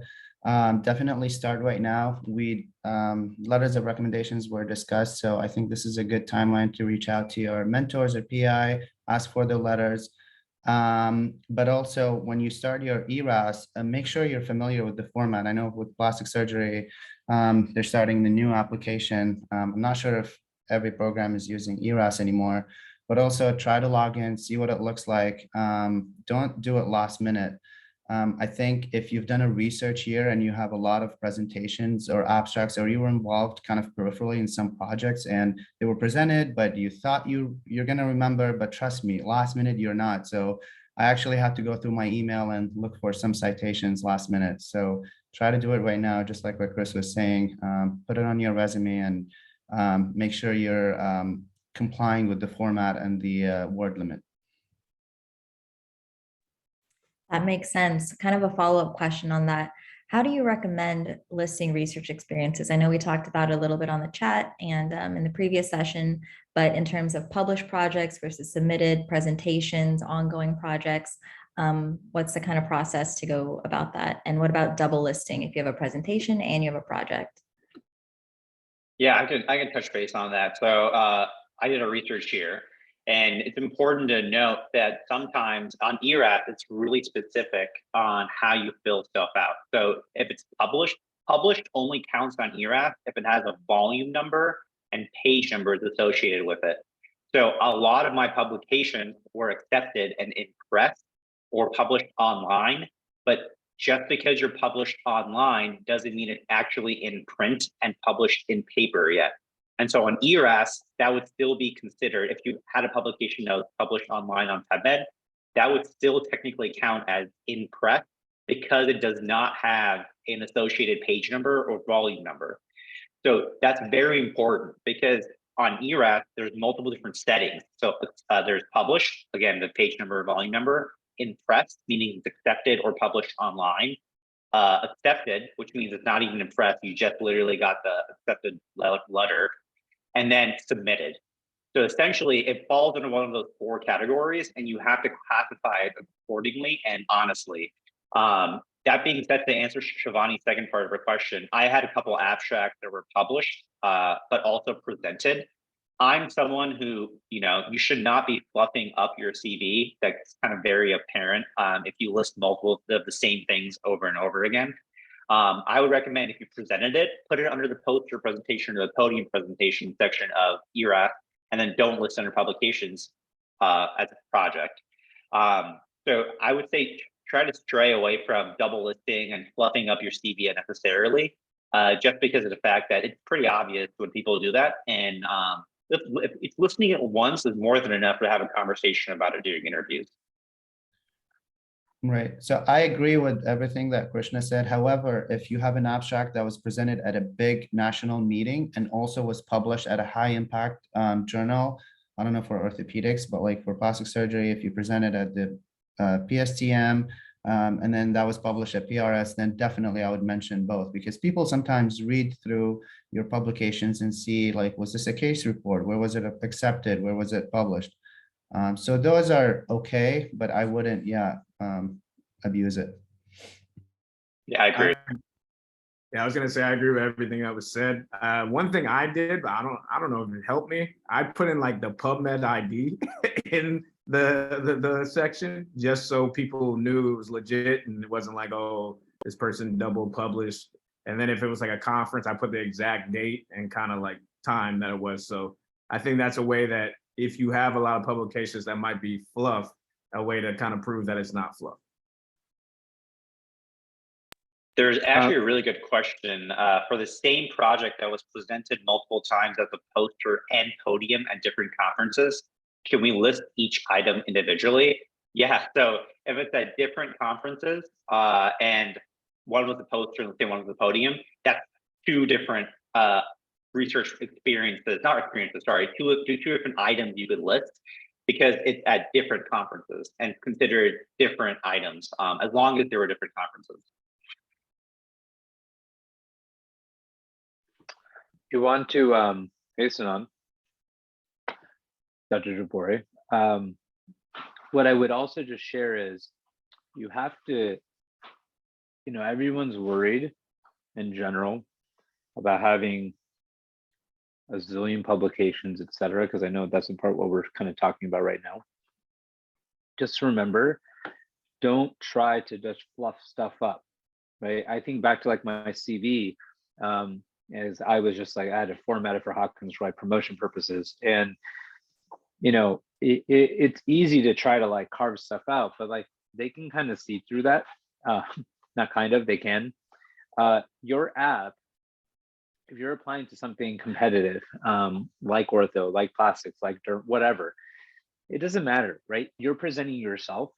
And obviously you want to strategize as best as you can, but just put the best version of you forward as much as possible, because research and the experiences, it's all part of one big story that you're trying to portray or convey to the selection committee or interview committee.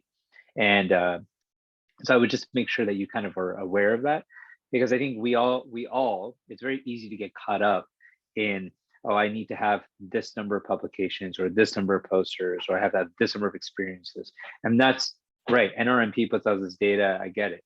But I just want to also be very cognizant. Not everyone has access to those kinds of opportunities, especially if you don't have a home program, as an example. And again, it's the entire app as a whole. So I just want to put that out there for everyone, not just orthopedic considerations, but for every specialty. It's important to think about that. Thank you. Yes, that makes complete sense now. It cleared up how to delineate these different projects. Moving on, how thorough should we be when listing experiences in the CV portion of the application? Do you write a paragraph for each experience? Is it bullet points? What do you recommend?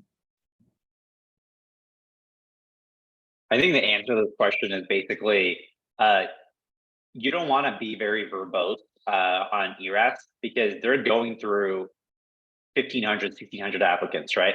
So if you write a paragraph for each experience, I guarantee you no one was going to read it. So I give you one line, whatever, like 1 to 2 lines top per experience. The bullet points of hitting what was the experience about and what you gained from it is kind of the 2 important questions that you should be answering for each experience that you list on your app. Anything more than that, it will get lost in the volumes of applications that are read. So there's no point writing a big paragraph or essay per experience. Keep it short and to the point, 1 or 2 lines maximum that kind of summarize the whole gist of the experience and what you gain from it, is what I would.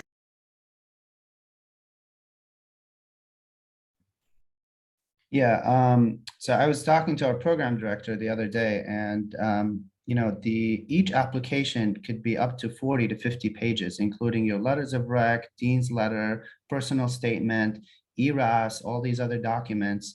And when they're screening for applicants, theoretically, I mean, they have a lot of responsibilities. They're in the OR, they're in clinics, so they're not going to spend more than 5 to 10 minutes to look at your application. That being said, I agree with what Krishna was saying. You don't want to write a huge paragraph. There's really no right format to write your experiences, but I think, I think 1 or 2 sentences about what the experience was, especially if it was not a research experience, if it was a volunteering or something you've done abroad, and then maybe like bullet points of your responsibilities and what you gained out of it. So I'd make it very, very short, aesthetically pleasing. So people, when they read it, they can kind of know, okay, I understand what they did, moving on. But yeah, don't make it too long. Yeah, to piggyback off that, I was a bullet point person. I put probably 5 at the most, and they were very short. It was like this short, but I think the important part of that is like making sure you keep up with your CV, have people that can make it more succinct when you do that. So if you do bullet points, like be like, I did this project, I did this. Don't be like, I did 1,000 different lab techniques that led to this. So that would be my advice on that. All right, thank you. In terms of the personal statement, whenever we have the opportunity to upload it on ERAS, it gives us the option of having multiple versions. Do you have any recommendations on how you uploaded your personal statement? Any tips for customizing the personal statement, and anything else involved in the process for labeling them and uploading them? Yeah, I could start. We already had the personal statement session kind of covering what to write in a personal statement.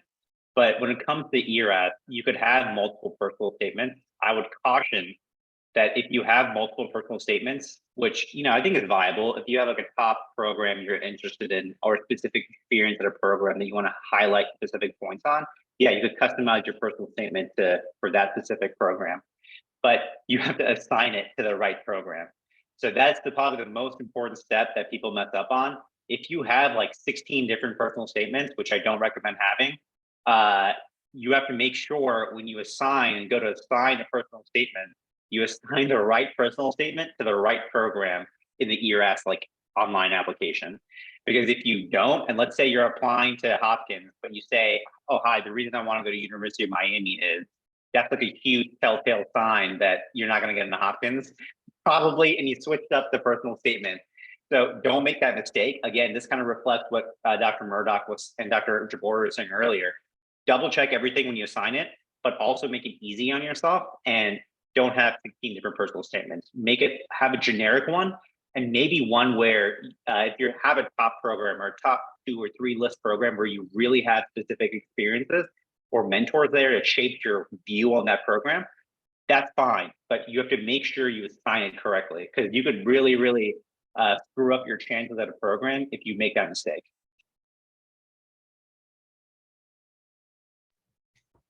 Yeah. Go ahead, Chris.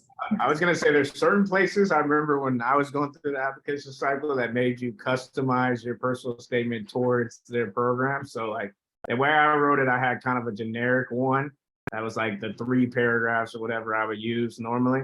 And then I had an extra paragraph like at the places I away rotated or a place that needed the customized one, kind of explain why I wanted to be there, who I knew maybe there, if I knew somebody, or like, the reasons for in general I wanted to be there. I think honestly that was helpful for me because it kind of made me realize some places I didn't want to be because I wasn't able to write as much.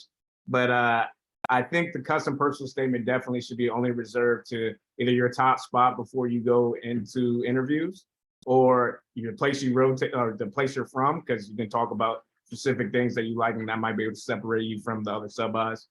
But that would be the only time I would customize.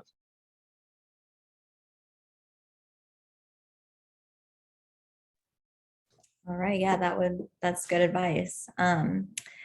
More on the CV, did you put any additional comments in the additional comment section, the CV portion? Do you think that this is a portion that people really look at? What do you advise on this? I think the additional comment box on ERAS is basically near the end of the application, where you could list like hobbies or whatever you like want to in that additional comments section, they will read that section. So if you list hobbies and like stuff like, oh, I'm into, I don't know, make something up, like into fixing cars, for example. So I used to be a mechanic and I put that in my additional comments. I love working on cars. It's something I used to do in my pastime. And literally I got asked about that almost every other interview. Wait, hold on. Is that legit? Yeah, it's legit. I used to work at a Jiffy Lube in high school. Yeah. We'll talk about this offline. That's very interesting. But yeah, so if you list something like that, or something specific, or a specific organization you're passionate about or involved in as a hobby, they will read that and they will ask you. So be very deliberate about what you put in that box and don't lie or BS anything, because you'll get caught and it'll look really bad when the interview season comes. Yeah, I wanted, oh, go ahead, Chris, go ahead. and a comment on the hobbies, that's definitely huge in ortho interviews. They love asking about different hobbies. For example, I put that I started playing piano. So I remember we were virtual for one of my interviews, one of my last ones, and they made me play piano and sing a song. So just be ready for that. Yeah, I'm going to chime in. I shared the story a little bit in an earlier session, but I grew up doing hip hop, breakdancing, whatever. And I also trained in Indian classical dance, as some on the panel know. And interestingly, so I put, for whatever reason, I decided that, oh yeah, this is cool. I'll put breakdancing on here. And I'm not even joking. At one of my interviews, they were grilling me on the types of Indian dance, saying, like, pretty much trying to get me to like comment and describe every single type of Indian dance that exists. And I'm like, okay, that's interesting. In another room in the same interview spot, they were asking me to physically dance. Then in another place, they were actually showing a YouTube video of me that was out there, and still is out there all these years later. So they definitely, if you're going to put it there and it's something different or unique, it's great, because it definitely will catch the attention of the committee as a whole. And this is irrespective of what you apply into, but it makes sure that it is something that you genuinely do, right? Because when I was applying, there was someone who had written that they play guitar. And so just like Chris being asked to play the piano, said student had gotten, so one of the attendings, who was interviewing, this is my home program, they were interviewing him, and he was like, oh, here's a guitar, like, because she was learning how to play.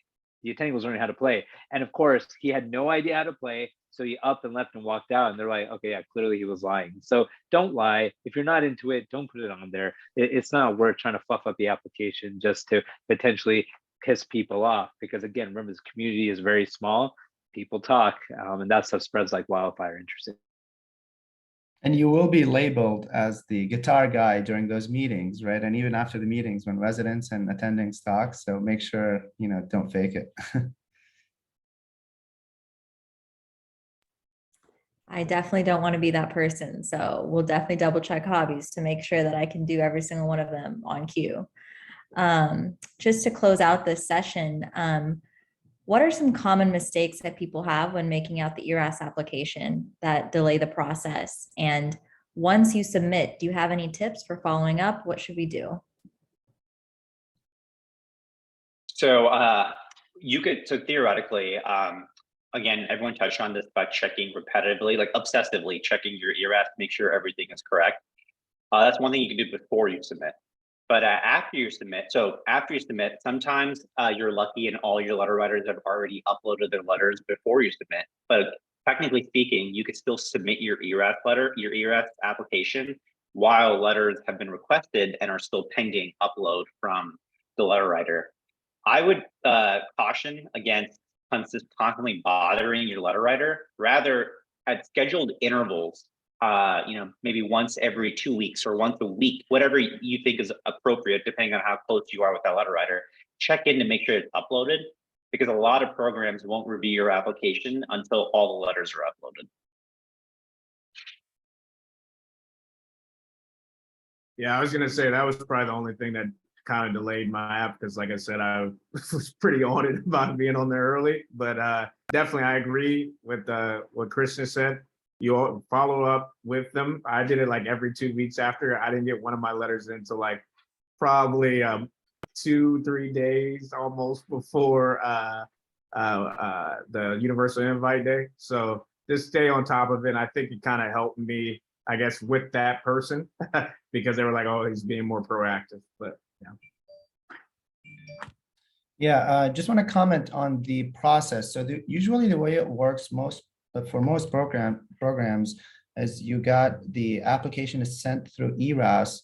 The program coordinator gets it as a PDF, and then they download it and they print it for all the faculty to review. I think most programs, I don't know, maybe at other institutions it's different. So if for whatever reason one of your letters is late, you can reach out to the program coordinator and specifically ask, be like, hey, by the way, I just got a new letter. Would you mind please updating my profile and the faculty? Because just because you sent it through ERAS, it might not be updated.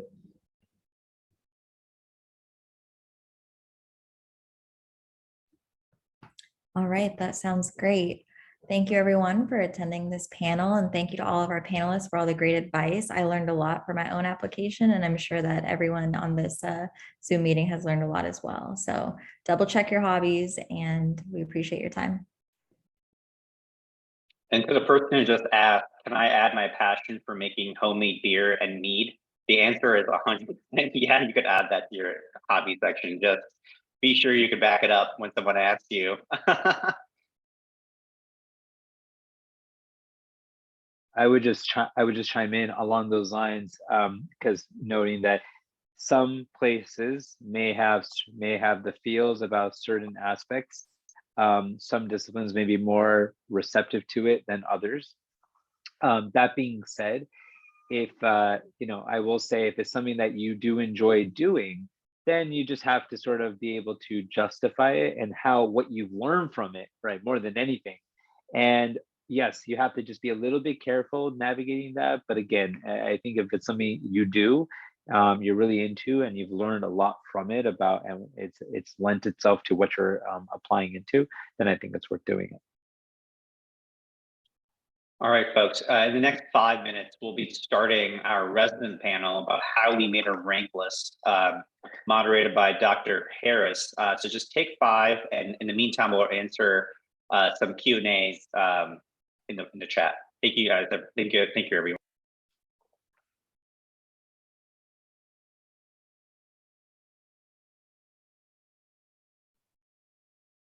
To answer the most recent question, is it okay to upload the letter recognition late? You get filtered out.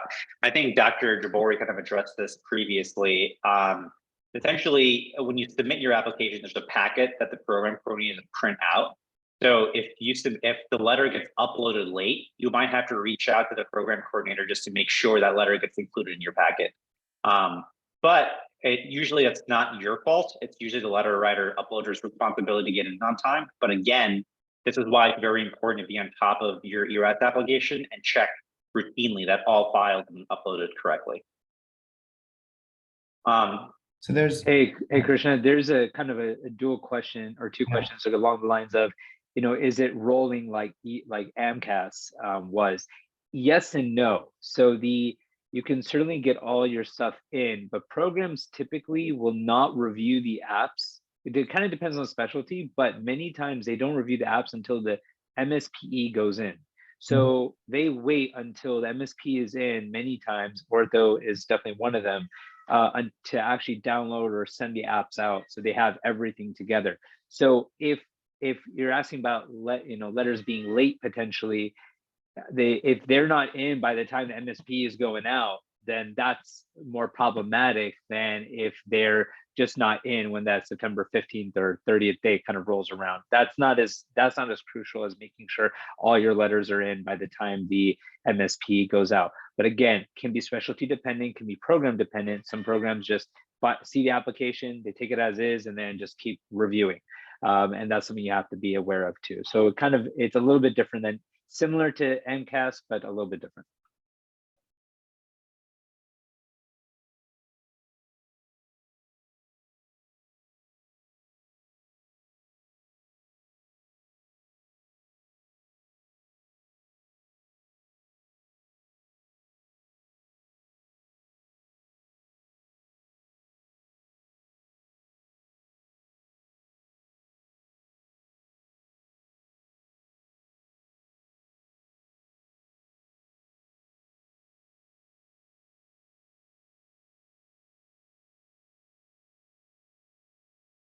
To answer the question about if your book chapter is going to peer reviewed for research or where would they specifically go in ERAS, there's a separate section in ERAS for book chapter specifically. Just a word of caution, the book chapter typically has to be like published. It can't just be something like a chapter you wrote and that you've submitted it successfully. The book typically has to be actually like published with associated volume and like edition numbers. So just make sure that's the case with you before you list it on ERAS. Otherwise, if it's not published, you could also always list it as like a submitted research experience as well.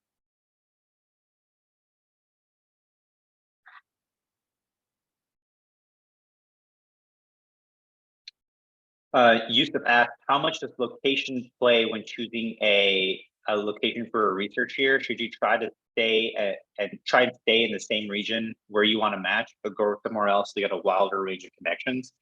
It's a really good question. I think when you're picking a research year, the number one question that should be on your mind is how productive has the previous fellows who've done this research year been, and how close has the mentorship been with them? And finally, where have they ended up after completing their research year? I think more than location, it's about those three questions. Of course, doing a research year at a program increases your chances of matching the program if you do like an exemplary job. That being said, you have to make sure you value the other three aspects I just mentioned, because it's kind of the history of the research program that determines how productive you're going to be in the established mentorship with that program. That's going to determine the letters of recommendations and the subsequent projects you complete. So I would highly recommend talking to previous fellows before committing a year of your life doing research at a program you never heard about before.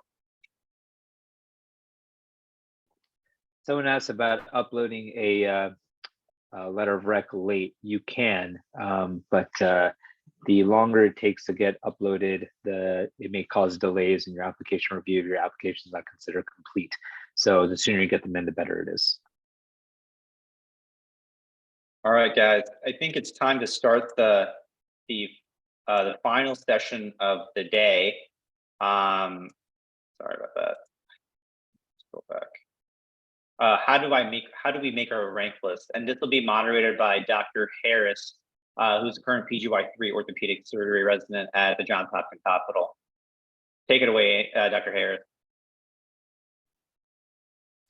Hey, how's it going, everyone? Thanks, Krishna.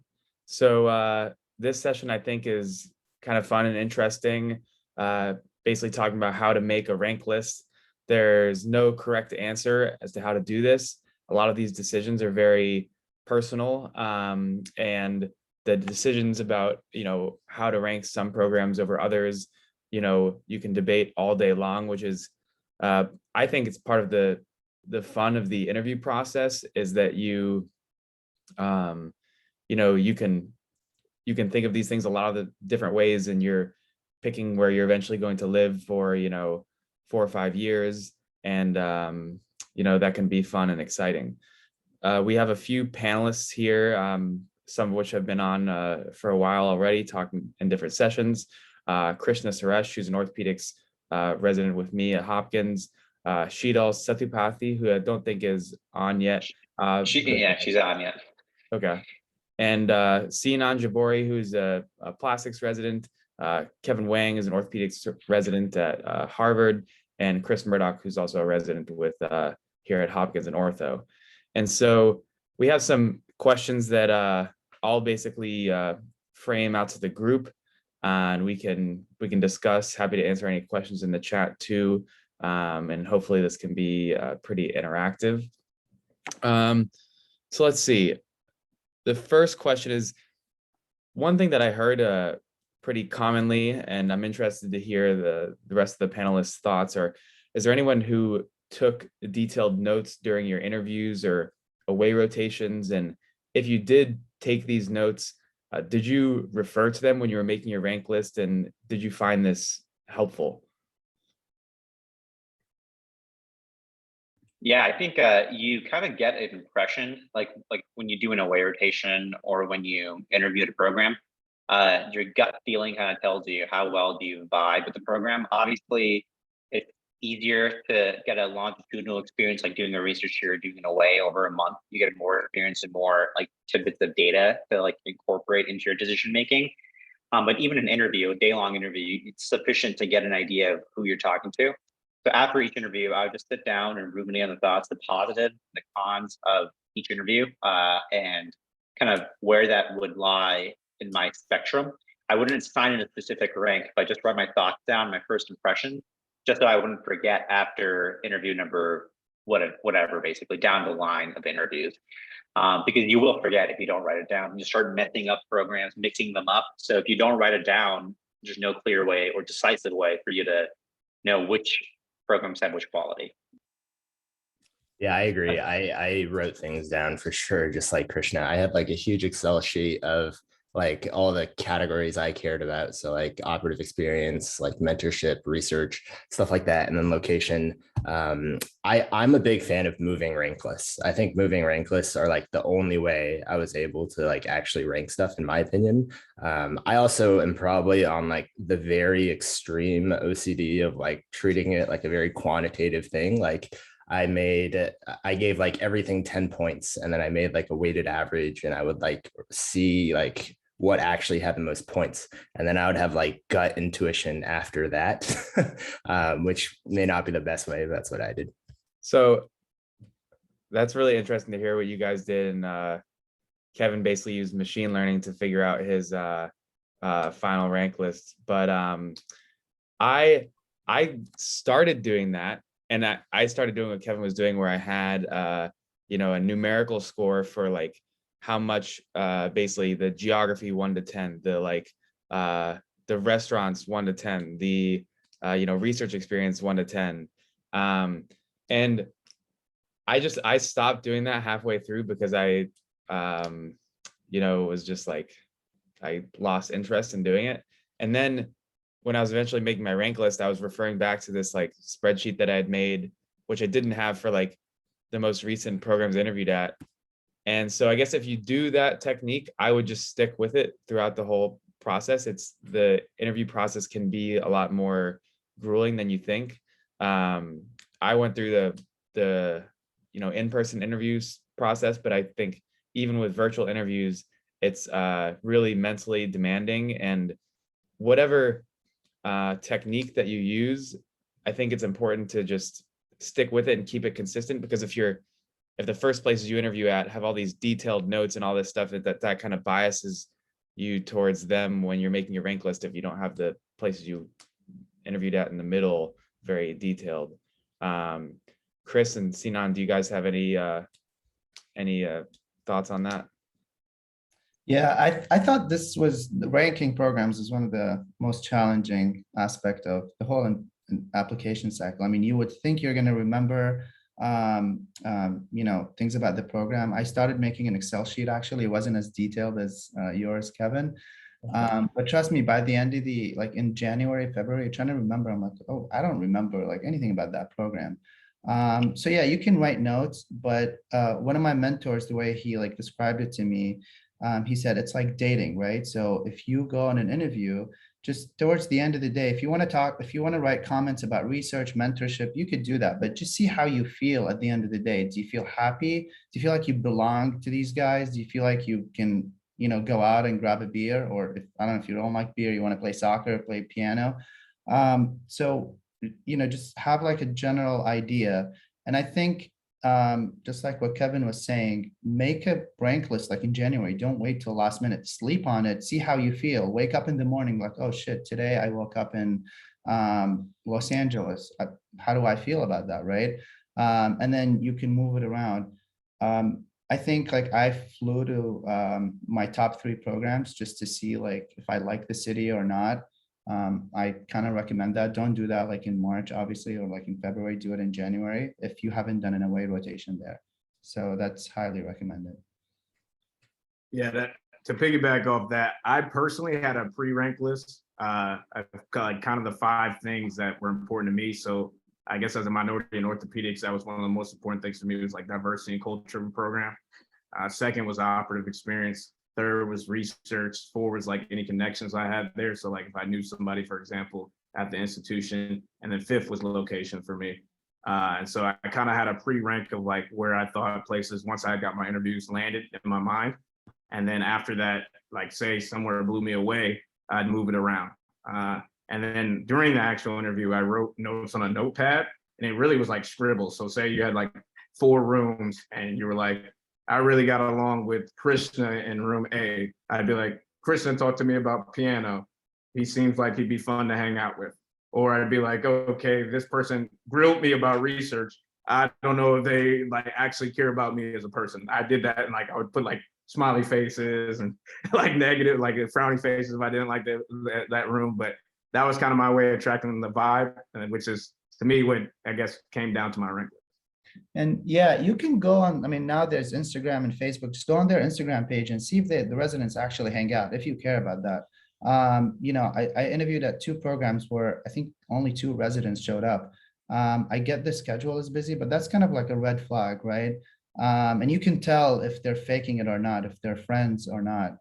So, you know, do your homework. It's like you know, the way my mentor was telling me, it's like the second biggest decision after getting married. So you're going to spend 5 years and 6 in plastics. So make sure it's the right one. I think, you know, whatever algorithm you end up using to make your decision, whether it's moving a rank list or writing down facts that Chris did during his interviews, I think it's really important to, you know, make sure it's your algorithm. You know, don't take doximity rankings into account.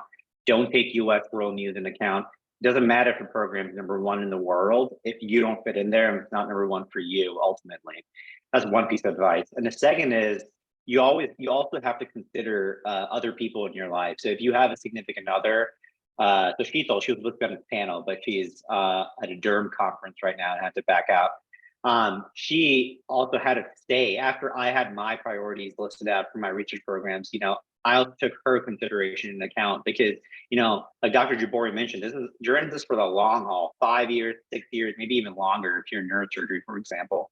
So you're in it for the long haul, and the people you love also should have a say into it after you made your decisions as well.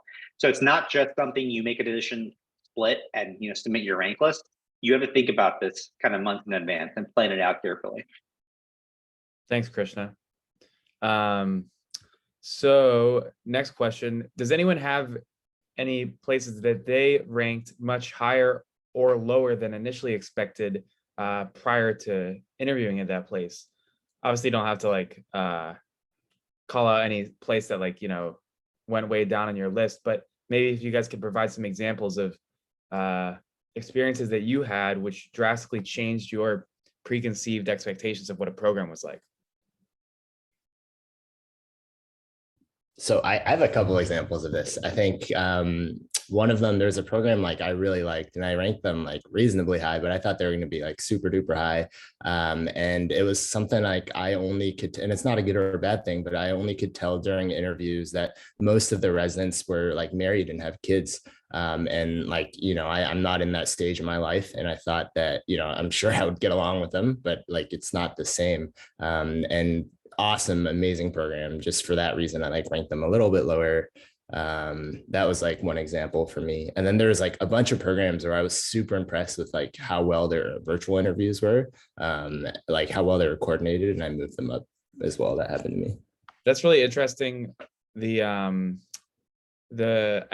I've heard a lot of people talk about like, oh, this is like a married with kids program, or this is a not married program.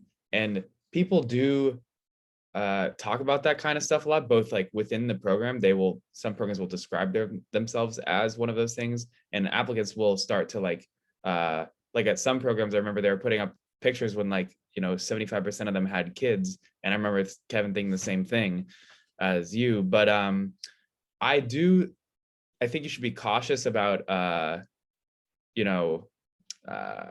having that be a turnoff if a program is a married with kids program, but you are not married and don't have kids. Those things can change very quickly within individual programs. And also, like you said, you know, that might be a program that's just as inviting to hang out with, you know, other residents as any other, you know. So I know at like Hopkins, for example, from what I've been told, a few years before I started, there was a way higher percentage of people who are married and had kids than there is now. And within like 2 or 3 years, the whole, like half the residency turns over, and those things can completely change. So people got divorced and lost their kids. Is that what happened? No, I just think it just happened to, like if you match 2 subsequent classes of people who, are fit in a certain category, then that's almost half your program in ortho, So I don't know, it's just an interesting thought. I've heard people discuss that quite a bit. Krishna or Chris, do you guys have any experiences like that? Yeah, I can speak on this. So for me, I guess the only my top really didn't move, but like I guess the middle programs that I had moved based off of like what questions they asked me, or like what was the conversation going towards. So if it was like a bland conversation, I would move them down pretty low based off, because I thought those programs were similar in my mind. I think my top, I guess, 4 programs for me, like it was like, okay, I'm gonna separate them based off of how the day went. So I guess that kind of maneuvered, but it was still pretty much the same as kind of how I pre-ranked them, because I talked to a lot of residents and attendings. Yeah, for me, actually, I would say that the converse situation happened to me. I had programs where I didn't expect to rank higher, and I went to the interview and was like pleasantly surprised by the interactions, the type of questions and conversations I was having, the research infrastructure of the program. There's so many programs like that where it actually moved up my rank list after I interviewed the program and went to the socials, et cetera.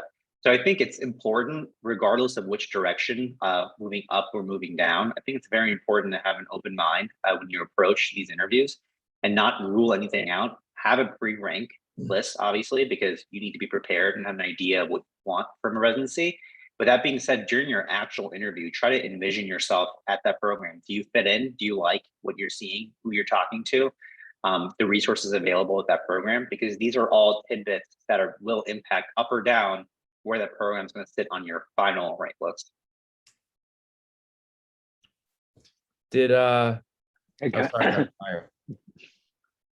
So having gone through this process twice, I will say that, obviously matching is always paramount. So above all else, I will say that it can be, and I had many students like what Kevin described, that's already giving me nightmares of you and your calculated kind of attempts at things.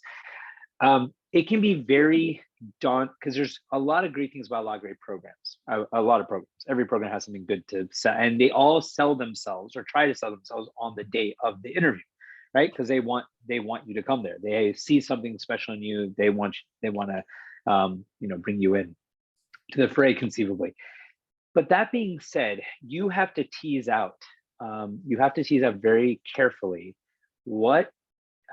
how are you going to be able to thrive in that particular situation? Are you going to be able to thrive in that particular environment, in that program? And this is where a question even came up earlier. Should I be ranking based on what I think the program is going to do, right? Which is sort of a general no-no, not the way the MASH is designed. I would take a few attributes that you consider the most important. And I was like definitely not as like prepped as y'all were, because I didn't take notes or anything. I think I was barely lucky if I had a suit put together. But the point is that I would kind of take with these notes, identifying those key variables that matter the most to you. Is it the family piece and proximity to your family if you have that? Is it the operative experience? Is it the camaraderie amongst the residents? Is it the research opportunity? Whatever it is. And then use that to sort of say, hey, how do these programs, and you can even think about this when you're figuring out programs to apply to, but when you're ranking, how do these programs line up relative to those attributes that you consider most important? I think that makes it a little bit simpler in some ways. You have to just find what makes the most sense for you in this process. But I definitely think that things change. Yeah, and things definitely changed for me as I went through it. I was like, some programs went up, some went down. One program, I was like, I didn't even rank one program because the interview day was horrible. You know, and of course, like that was the year I didn't go match. So who knows what would have happened if I had ranked that program. So the point is that those are things to kind of keep in mind too as you're navigating this. Thanks, Dr. Aiyer. That's a interesting segue into my next question that I had, which was, is there anyone who didn't rank a program that they interviewed at? And if so, maybe what were some of your reasons for doing that? You know, there are a lot of different thoughts about not ranking a program, since that gives you a 0% chance of matching at that place. And obviously in the situation, if you were to not match, then I'm sure you would be thinking like, what if I had ranked this one program? So I think the decision about not ranking, at least to me, always was, would I rather not match or be at this program? And so in my opinion, there have to be really like blatant, significant issues with a specific program that you didn't know about before applying. Otherwise, why would you have applied there? And in order to not rank it, I personally did not rank anywhere. I thought about not ranking one or maybe two places, but I ultimately decided that I would prefer to be somewhere rather than nowhere. But I'm interested to hear what everyone else has to think about that. Yeah, I'll just echo those same sentiments. I mean, there were some programs that I really did not like, but I still ranked them because for us, we have the universal invite day. So it was kind of like if you had a certain amount of interviews, you kind of chose, those interviews, right? So we can kind of filter the places we thought we wanted to go to pre. So I think that helped a little bit. But in my mind, all the places I took the interviews at, I was like, I want to go here. So there was unless somebody was going to say something like super crazy, there was no way I was going to rank them.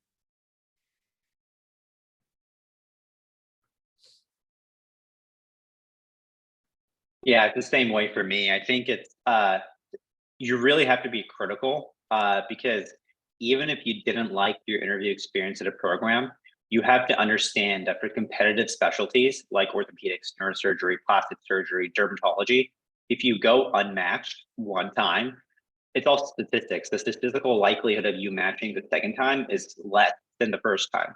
So it's a huge risk you're taking per chance by not ranking a program, just because you're losing like an extra spot on the rank that you potentially could have matched at. But that's kind of what your decision process should be kind of weighing against. Do you think that program is so low on your list that you would rather take the chance of applying again with a potentially lower chance of matching into your desired specialty versus going to that program? And I think for 99.9% of people, the answer is going to be the first one, just rank that program, but lower on your list. So what's interesting, everything. I was too scared of not matching. So what's interesting is in that particular year where I went unmatched, there was a program that went unmatched themselves. It was one spot one of two spots in the country. And ironically, I had interviewed and ranked them. So what did it showcase to me? They had not ranked me at all. I was not even on their rank list for whatever odd reason. So, it's the process is, so I share that because the process is crazy. It's very erratic. It's very anxiety provoking. And I hear that in all the emails, messages, and TikTok videos and whatever else gets sent to me. But just know that there is only the strategy that makes sense for you and in the context of your app, right? So in that way, everyone, you can't compare. I mean, yes, there's some comparisons is valuable, but one person's situation may not be the same as the next person's situation, even if they're applying to the same field, even if on paper they have the same application. So keep all of that in mind when you're saying, hey, what's valuable to you? What is going to help you? Where are you going to succeed? And that's a really critical thing. But yeah, that first time around, I was like, I decided not to, I'm taking a risk here, and it didn't happen. I'm like, okay, well, I really didn't want to match it. To Krishna's point, I didn't want to match at that institution. And in retrospect, I'm glad I didn't. But well, actually, I don't know how I feel in retrospect, but the point is that just be cognizant of these issues as you're moving forward. Thanks, Dr. Aiyer. There's an interesting question in the chat. Yusuf asked, how many of you applied to backup specialties or residencies? And if you did, how did you rank based on specialty and program? Is there anyone on the call right now that applied to a backup specialty?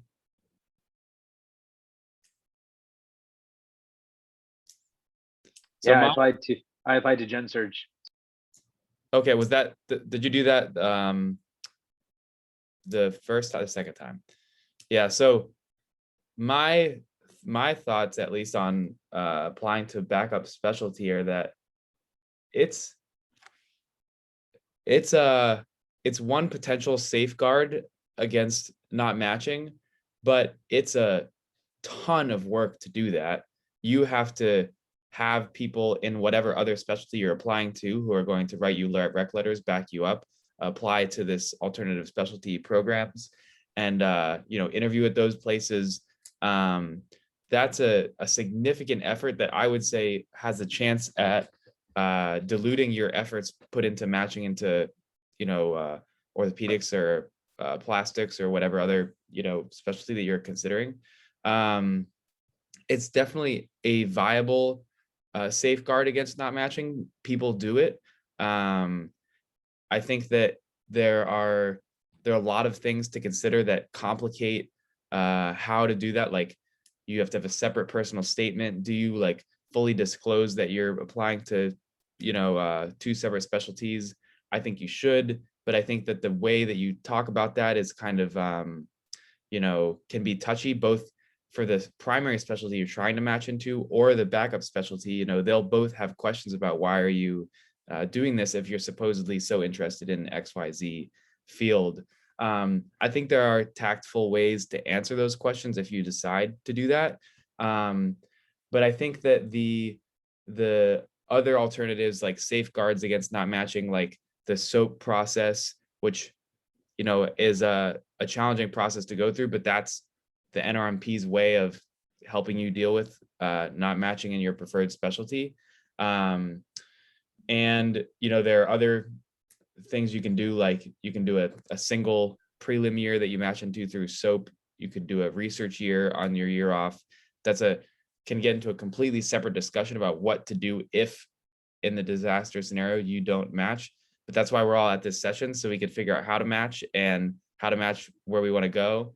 And I think that a lot of people who are on this type of session should end up being successful. But I don't know. Sorry, that was a little bit long-winded. It's a hard question to answer. And personally, I don't know a lot of people that applied to two specialties in their first go around. Yeah, I think it's. Oh, go ahead, Sana. Go ahead. Okay. Just one word about applying to prelim spots or general surgery. I think for plastics, it's a little different because you can still do plastic surgery after you finish general surgery. For orthopedics, at least, I have a lot of friends in orthopedic surgery. You got to really consider that route. So you're going to start your intern year in June, mostly in July, and then you're going to apply again in September. So you have 3 months, right, to reapply again and get new letters. Most likely you're not going to be working with orthopedic surgeons at that institution. You're going to be working with general surgeons. So just be aware that it might not be easy to apply again if you do a prelim year. I mean, if you decide to finish your prelim year and apply again, that's 2 years. So study those. I feel like that's a whole another discussion, but study those options doing a research year versus a prelim year. Yeah, I'll say that when I did the second time, I applied a bunch of prelim spots for just to clarify for Gen Surge.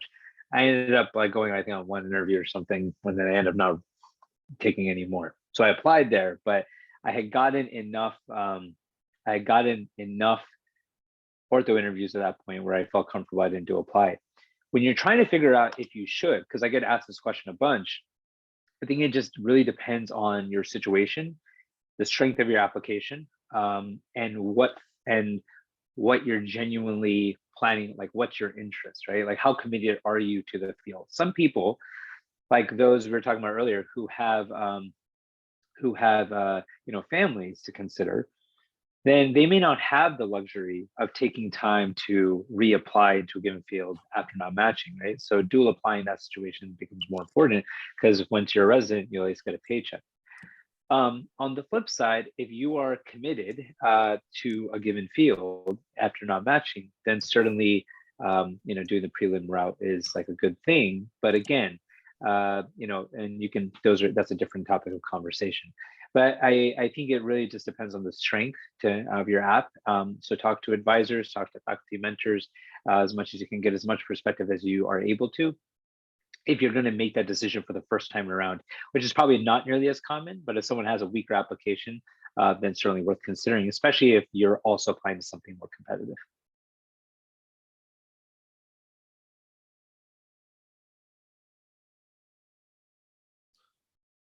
All right, well, let's see. The next question I have on the list is, so personally, I didn't think about the exact details of like the order of my rank list until after I had completed my interviews.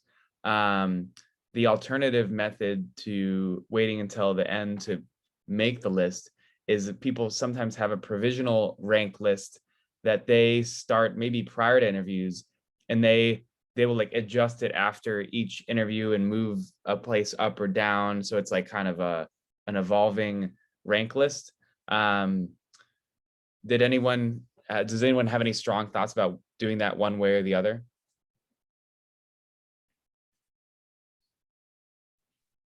I wouldn't say I have strong thoughts, but for me, I thought it made it more objective. I'm an engineer through and through, so I was like, this makes it very objective for me because I know I would overthink it. So I personally, I did a provisional list. But if you're one of those people, like I have a really good friend that applied to EM. He had like 20-something interviews, and he literally said, I'm going to put whatever at the last moment, and did that. So it just depends on your personality. Kevin, when the neural network determined your final like exact rank list that was, the machine figured out, did you take that as fact, or did you introduce any human component to it? Yeah, no, I took that as fact, and then I introduced my girlfriend's human component to it. And then it changed a little bit. And then I guess for background, my girlfriend was applying to law school and then got into Harvard Law like 2 weeks before my rank list was due. And so there was a lot of girlfriend human component in addition to the neural net. See, that's funny how you can, you can spend all this time like being on a webinar, thinking about where you're going to rank programs. Yeah, it's a quantitative issue, and then a super significant thing like your significant other matches or like is going to law school at a place that you maybe already had ranked highly or ranked lower or whatever. That's you have to take that into consideration. So life happens, and that's obviously it worked out for Kevin, and that's really awesome. But it's just, you're good to keep that in mind, that you have to roll with how life goes. So something I would also add to is like, I think I was kind of in this camp a little bit too, but if you get a reasonable number of interviews, then you think that there has to be like this one perfect option for me. And like, this is like the perfect place. I need to go here. It's going to be amazing if I go there. And I don't really think that's true. I think now looking back, like 99.5% of people like love where they are for one reason or another. It might be like, Stockholm syndrome where you're just like trapped and you have to love it. But I think honestly, like there's pros and cons truly about every program. I could have met, like, I love my program. I love Harvard so much, but I think I could have matched at anywhere in my top 10 and I would have been very happy. And I think that is like, whether you recognize it or not now or later, I think that's really true. You're going to find good people. You're going to find a bar you like in almost any city in the US nowadays. Like you're going to be fine. And I don't think there is one answer. And my decision was like, obviously very personal. Yeah. Kevin's top 10 was also HSS was like number 10. So so I'm just gonna just add something to give another perspective to it. So at the time, I did not have a significant other to consider. Part of the reason why as I shared at the very beginning, why I moved back to Baltimore was very much family driven, and with that in mind, we all have to make adjustments, right?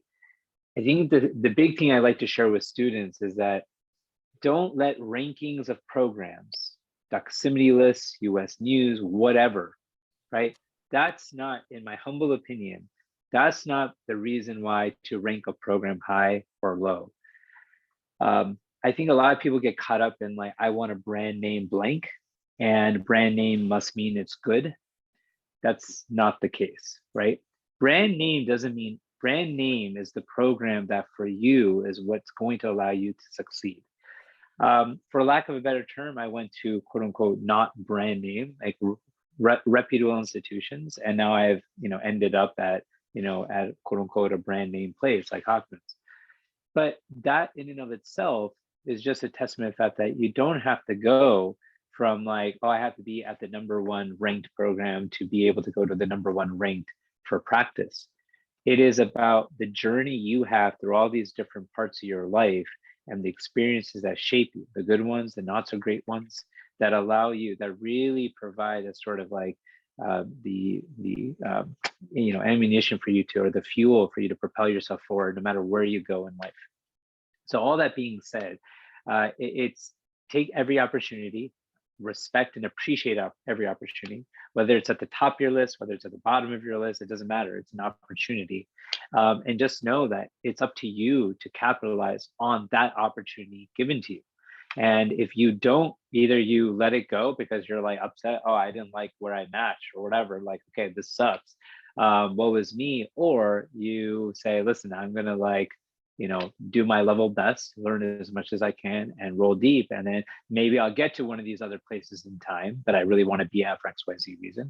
But those names and brands and all that kind of stuff, don't try not to get caught up in that, because I think it's easier said than done. Thanks, Tabs. I think that's like invaluable advice. You mentioned you like briefly mentioned the doximity rank lists.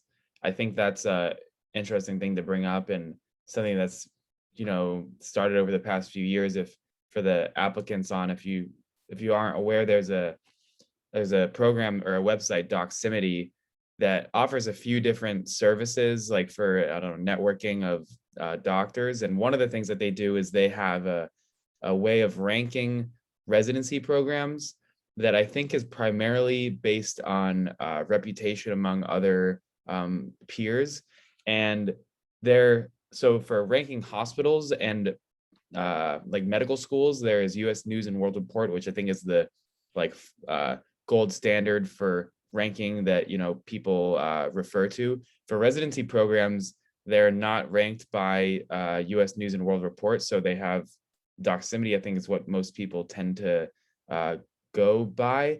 But those rankings, as people might think, are pretty subjective. There is some general trend of like the top programs a lot of people would agree on, but then the middle 50 is less agreed upon, and then some of the bottom ranked programs like I think are really awesome programs, but some people don't realize it. There are a lot of anyways. Maybe Sinan, is this something that people use in plastics also? I know it's pretty prevalent and referred to in ortho. Yeah, there's one thing I wanted to comment, and I called Dr. Aiyer like a week before my rank list was due. I was torn between two programs. So I think, I know you're all stressed out right now and you just want to match, but it's good to think about what you want to do in like 5 or 10 years. So if you want to do spine, you want to do hand, you want to do any of those subspecialties. So look at a program where they have like high volume, what allows you to do a lot of those procedures. And then also, if that's not offered at that program, then you could seek that experience outside in like the city. So for example, I'm interested in facial plastics. I knew like big cities like Miami, LA, or New York, those are high volume. And if I don't get that at my institution, I can shadow attendings in the community. So it's good to know what you want to do maybe 5 or 10 years from now, and look for faculty members or people that are kind of prominent in that field.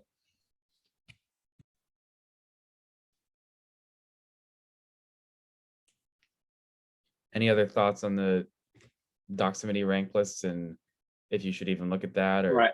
I think Yeah, I think if Doximity, if you look at the comments for each residency program, like across any specialty, most of the comments are really positive, just because alumni are the one that leaving behind the comments. It's really hard to find a negative critical comment on Doximity about any given program, regardless of rank. So, I think if you really want the nitty gritty of a program, the good and the bad, I think you should take the time to invest in talking to residents from that program and their current experiences across whatever specialty you're applying into, because that's going to be much more accurate and up to date than comments left by anonymous alumni on an online platform. And that's more accurate to gauge your experience or what your experience will be at that program. Again, rather compared to, again, an anonymous comment, a positive comment left behind someone you don't know. So that's something to be really critical about Doximity. Most of the comments are always positive. It's hard to find something that's negative on Doximity. That's a good point. I think it's a lot of the information on there is also out of date. They try to have a breakdown of where the people rotate or what specialties they rotate in at any given year, and I think it's almost always wrong, and those things change basically yearly at every program. So yeah, it's I think it's another tool in your toolbox to kind of just have a general idea of what is this a top 10 program, or is this not a top 10 program, or is whatever. But seriously, there are programs that are not ranked on Doximity or low on Doximity that are awesome programs. People match into amazing fellowships. They love it there in great cities. And, so I know some people that their rank list, for example, they just applied to the top, 100 places on Doximity and then didn't even apply to the rest or whatever. I do think if you're applying to that many spots, then it's hard to know anything about all of them. But, you should be aware that there are great programs that don't have the Doximity rankings to back them up. And you can only find out about those things by word of mouth. So Andy, a question just got brought up, and I think it's an important one in particular. So you're a 3 now, and obviously, very active in terms of engaging with, students who rotate on service, et cetera. So I'll start with you, and then I want everyone to kind of chime in terms of what your perspective is. Obviously, Kevin, Krishna, and Chris, you're a little bit on the newer side to this, but Sinan and Andy can probably give the best perspective to date. If you get asked about other programs, right, outside of said institution, or you get asked about your own program, Hopkins or Miami, in these respective situations, then how honest are you in terms of that program? How honest are you in terms of the strengths, the weaknesses about your home program, and then also about the programs that you may have spent time at, whether rotation wise or just have friends at, or what you experience on the interview trail? Andy, I'll start with you. Yeah. I think that it's at least the etiquette that I was taught and have seen, with other people, is that especially when you're talking with applicants and when residents are talking with applicants, the best etiquette is to never say anything that's overtly negative about other programs, and to definitely not that's bashing them. That's I think a negative reflection on the person that you're talking to, because all of these programs, the vast majority are good programs with good people that are, doing the best to educate residents in the best capacity that they're able to. And there are some limitations of almost every program. In certain programs, there are limitations that you should be aware of. And I think that I try to be honest if applicants ask me about other programs, about if I think something negative about that program, I might frame that in a way by saying like, they tend to, like, let's say there's a place that doesn't have any spine or peds experience, which is sometimes seen as a negative aspect of that program, and or they send their residents to like another state to do some of their training. I'll say, one thing that people say about that program is that they have a lot of they outsource a lot of their education to other places or other specialties, and that's something that some people may like or not like. And you kind of give well, at least personally, I give like a balanced answer. And if you want, you can read between the lines and view that as something negative. But I do think that you should ask residents about, potential negative attributes of their program or other programs. And you might get like a political type answer when people are, they're not going to just directly bash their program or others, but the answers that you get are like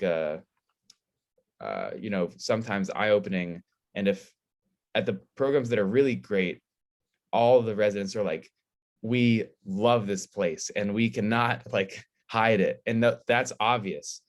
In my opinion, the bad programs, the residents are like, yeah, this place is really great. Like, and that to me is a huge red flag, when they're like giving a half-hearted answer and you can tell they're not really enthusiastic about it. Hopefully that answers the question somewhat, but obviously you guys should also chime in. So my perspective on this is it's really I think a reduction to say that programs are either good in this way or like good or bad parts of the programs. Like, people change. When people complain about like chief residents, those people change. I think culture is made up by people. People are going to be like very different by the time you enter. So all these things on Reddit and stuff, I never gave it much credence because those people are going to be different. And I think be wary when people say like a program is just like blanket statement malignant, because that is like a really like strange thing. Like, what part of a program is malignant? Like, a program has an identity or it's malignant? It doesn't really make sense. So you can have malignant people. There are malignant people probably at every program, and there are amazing people at every program. I think a more maybe fruitful way to think about this, in my personal opinion, is you can think about unique characteristics of different programs that may make it either better or worse. So I can talk specifically about my program. Harvard is incredible in a lot of ways. It is a very, very big program. And, we have 12 residents, and that's not a bad thing. There are programs like NYU and Mayo that have 15. The difference is we rotate across 4 hospitals. Granted, they're like 4 incredible hospitals. You don't see every resident every day like you would in the Hopkins workroom, or like you would probably in the Miami workroom. That is like a big difference in terms of your experience. I personally like that. I think I would rather have like more people and more access to resources than having, 5 or 6 super tight knit people. That's my personality. But for some people, that's like a hard no, and that's not like a negative at all. That's just like, we have a massive program with a lot of different like sites, and it's like, you have to be able to like use those resources if you want to come here and do well. So I think that's a great example of something I would be super honest with anybody with, because that's like probably the number one thing you need to thrive at Harvard. And I think some people want that and some people don't, and it's not a positive or a negative. It's just a unique thing. I'm going to just, I want to hear what Sanan has to say in particular, but I want to just jump one thing. Residents will give you, if you feel more comfortable. So if I just go up to Andy, not ever having known him at all, not the first time meeting him, I say, hey, so what's Hopkins like? I would expect that Andy would probably give he'd give whatever answer he wants to give. But if I have now been working with Andy for the last 2.5, 3 years, and we have a much more cordial relationship, he's likely to be more transparent about challenges with that program, about strengths of that program that may fit my personality, right, better when I'm trying to figure out what program is best for me.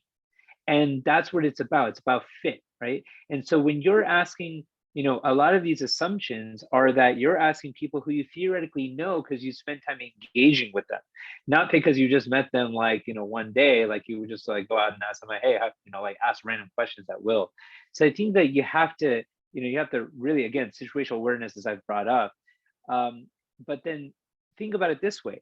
If said person doesn't really, it's like, hey, I'm interested in knowing about Colombia arbitrarily, okay? Then, and Andy happens, or Kevin happens to have rotated what she did at that institution. Hey, yeah, let me connect you. Do you have connections? He may not want to talk about his experience personally. He may say, yeah, I like this about it. Wasn't as big of a fan of that, but I can, connect you with some people at that program. That's where the networking piece comes into play, right? So then it's like, if you at least ask the residents about, hey, do you know anything about these programs? They may not know necessarily about the program a lot because they didn't rotate, they didn't interview, whatever, but they sure as hell may have friends that are residents at that program or are med students at that program, and that can be very insightful for you. So think about it that way too. Sinan, the question goes to you now. Yeah, I mean, you said it perfectly. I think you just got to be critical about the response you get. It depends on the personality of the person you're talking to and the setting. So for example, if you're going to a social event the night before, most residents that show up to those events are probably the ones that like the program. So that's a little bit of a biased, answer you'll get there. I mean, if somebody is miserable or they don't like the program, most likely they're not going to show up. But at the same time, if you talk to two people from the same program, you might get a positive response and you'll get a negative response. And it really depends on their experiences, right? That doesn't mean you can't label that program malignant just because one person had a bad experience with one attending. I think you can try to ask as many people as you can. I wouldn't ask it if you want an honest answer, I wouldn't do it on a Zoom meeting with like 300 people. Maybe like get their cell phone numbers or like their email address and just try to like establish a connection with them, and ask the questions you want to know about. So it's tough. It's like, again, it's like dating. So you got to really figure out what works and what doesn't work. Yeah, I agree with everything everybody has said. For me, I mean, my personal approach as an intern, a lot of times I feel like people ask us like how the trail went, or like where we rotated. And when people ask me those type of questions, usually I just talk about my personal experience there, but say like, that somebody might like that type of environment, right? So, if you're one of those people that wants to work very hard and, go past hours and things like that, that might be a place that you like. But if you want somewhere that's more laid back, this might be what you like here, so that's kind of more my approach, because I wish people were more honest with me, I guess, when I was coming through. So I'm pretty honest about how I feel. And then I just say, but you might like this. So. Exactly. I think that approach, what Dr. Wang and Chris just mentioned, is when as an intern, when people ask me these questions on what I think about my institution, it's about framing it, because positive for me might not be positive for everyone else, right? It's your frame of mind and that you picked a specific program. So instead of saying the pros and cons of a specific program, I tend to frame it as, this is what I was looking for. This is what my program offers to address those needs I had. But if your needs match what I wanted, great. But that doesn't necessarily mean it's a negative, as Dr. Wang mentioned earlier. So I think it's really about talking to the resident, assessing what the resident valued in a specific program, and then getting a perspective on how that program addresses those values and those preferences that our resident had, essentially. And the more and more residents you talk to across a variety of different programs, you'll get a spectrum of programs that's based on resident preferences, and that could be very useful to make your decision. Yeah, you'll see a common theme, but like maybe Chris's experience is different than Andy. I mean, you just started like a month ago, right? So Andy has a lot more experience than Chris, at least at that institution. So try to talk to like multiple people, PGY 1s, 3s, 4s, and 5s, and see what their experiences are. Also, I'm curious what Chris and Krishna think about this, but I remember when I applied and was making my rank list, I thought like hard about culture and all these things. And then intern year started and you're so busy and you're responding to pages. I do not remember the last time I actually sat there and was like, oh yeah, the culture of this program, I like this and I don't like, I know that makes sense, but it's like, you're you're gonna be fine. Like 99 places, 91% of the places you go to, and you're gonna start in tenure. It's gonna be so busy. You're gonna be learning. Like these questions end up being very like hypothetical, if it makes sense, because in practice you're like just doing work. You're working so hard, it's like not there. And I don't say that to like minimize your concerns. I say that to like alleviate the pressure, because wherever you go, you're busy, and you're busy trying to survive, in my opinion. I 100% agree with that, Kevin. Like for like now, like, now I just started ortho about a week ago, but still like, you're talking to, an intern or sub-bi and they're like, oh, what's your concern with your program? I'm like, hey, like I'm enjoying it. I fit here, but like you're trying to figure out how to be a doctor at this point. So like I said, Andy and Sanan probably know a lot more about this than us. Concerned with getting paid too much. I'm still trying to survive, so. I'm still trying to survive. It doesn't end. Well, I think this is a really awesome session. In the interest of staying on time, I think it's 2:06. And Krishna or someone in terms of what the viewers do next, would you mind taking it away? Sure, yeah. So I think it's time for Dr. Aiyer to give his closing remarks for the first day. Again, just a reminder, this is part one of a two-day series. So a lot of the questions that are in Q&A about IMGs and what do I do if I'm unmatched, signaling preferences. I saw a couple of questions about those. Those questions are going to be addressed in a separate session tomorrow. So please join us. And Dr. Aiyer, take it away with your closing remarks. I'm going to give Dr. Jabouri one more question before we go to the closing piece. There's a question to you directly, Sanan. Is what would be your recommendations to shine during the interview process? Oh boy, that's a tough one. I mean, I guess, people say like the generic answer you get is be yourself. Kind of disagree with that answer, because a lot of times, I'll tell you why. If you're, for hypothetical scenario, if you're an awkward person, or if you're not a social person and you don't like to talk a lot, right? You might want to work on this a little bit. I think, interviews are designed to kind of filter through applicants and make sure you weed out the red flags. Most of the time, if you've made it to the interview, then that means they like you enough. So just don't mess it up. Practice a lot. That if most interviews, the first question was, tell me about yourself. So practice that answer, make it very precise, very short, and it kind of something interesting about yourself, because you're going to be driving that conversation and they're going to be asking follow-up questions, most likely based on what you had told them. So I would practice that very well. Don't sound like a robot, but make sure that, you tell them your story. Don't recite your personal statement or your CV. But I think is it still over Zoom this year for ortho? Because for plastics, it's over Zoom. It's in person? It's like, Maybe it's mixed. It's a mixed, we'll put it that way. Yeah, I mean, it's tough over Zoom, to be honest. But, I don't know. What do you guys think? Yeah. So I'm going to use that to piggyback into as we kind of close the session out, because I think you brought up a great point.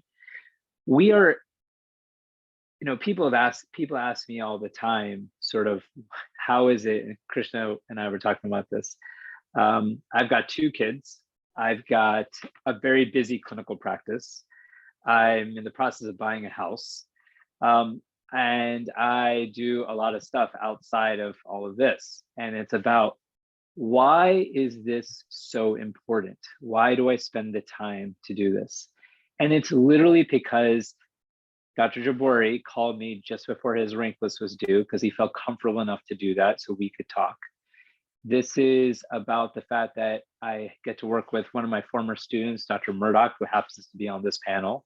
I've gotten to know and work with 2 former, Hopkins research fellows, one of whom is an intern here now, to my left, Dr. Suresh and Dr. Wang, who's obviously thriving at Harvard. Why, in doing all of this, I get such joy and I have such passion to help everyone kind of, to help empower, not just help, but empower, right? And lift up and give everyone the opportunity to be heard in some way, shape, or form. And this is why this is important.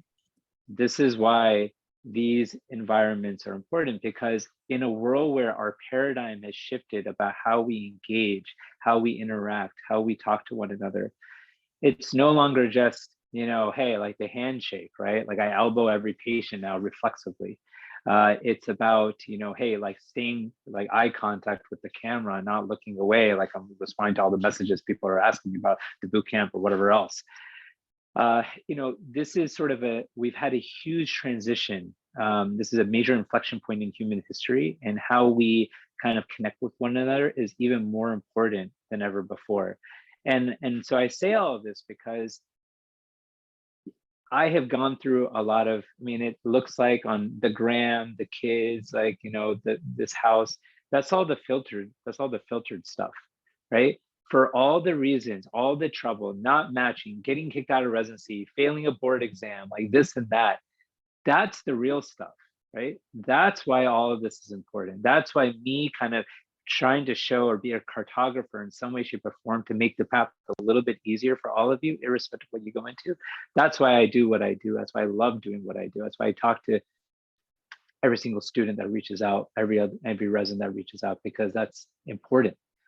And above all else, it's because I do it, so the rest of you will do it. You'll carry this torch forward. You'll carry this torch. You'll pass it on to the next generation. And we teach each other. We learn from each other. This is not a two-way thing. I don't have all the answers. No one on any of these panels does. But we try to figure it out together. So it's not alone. So no one feels like they're on Lonely Island.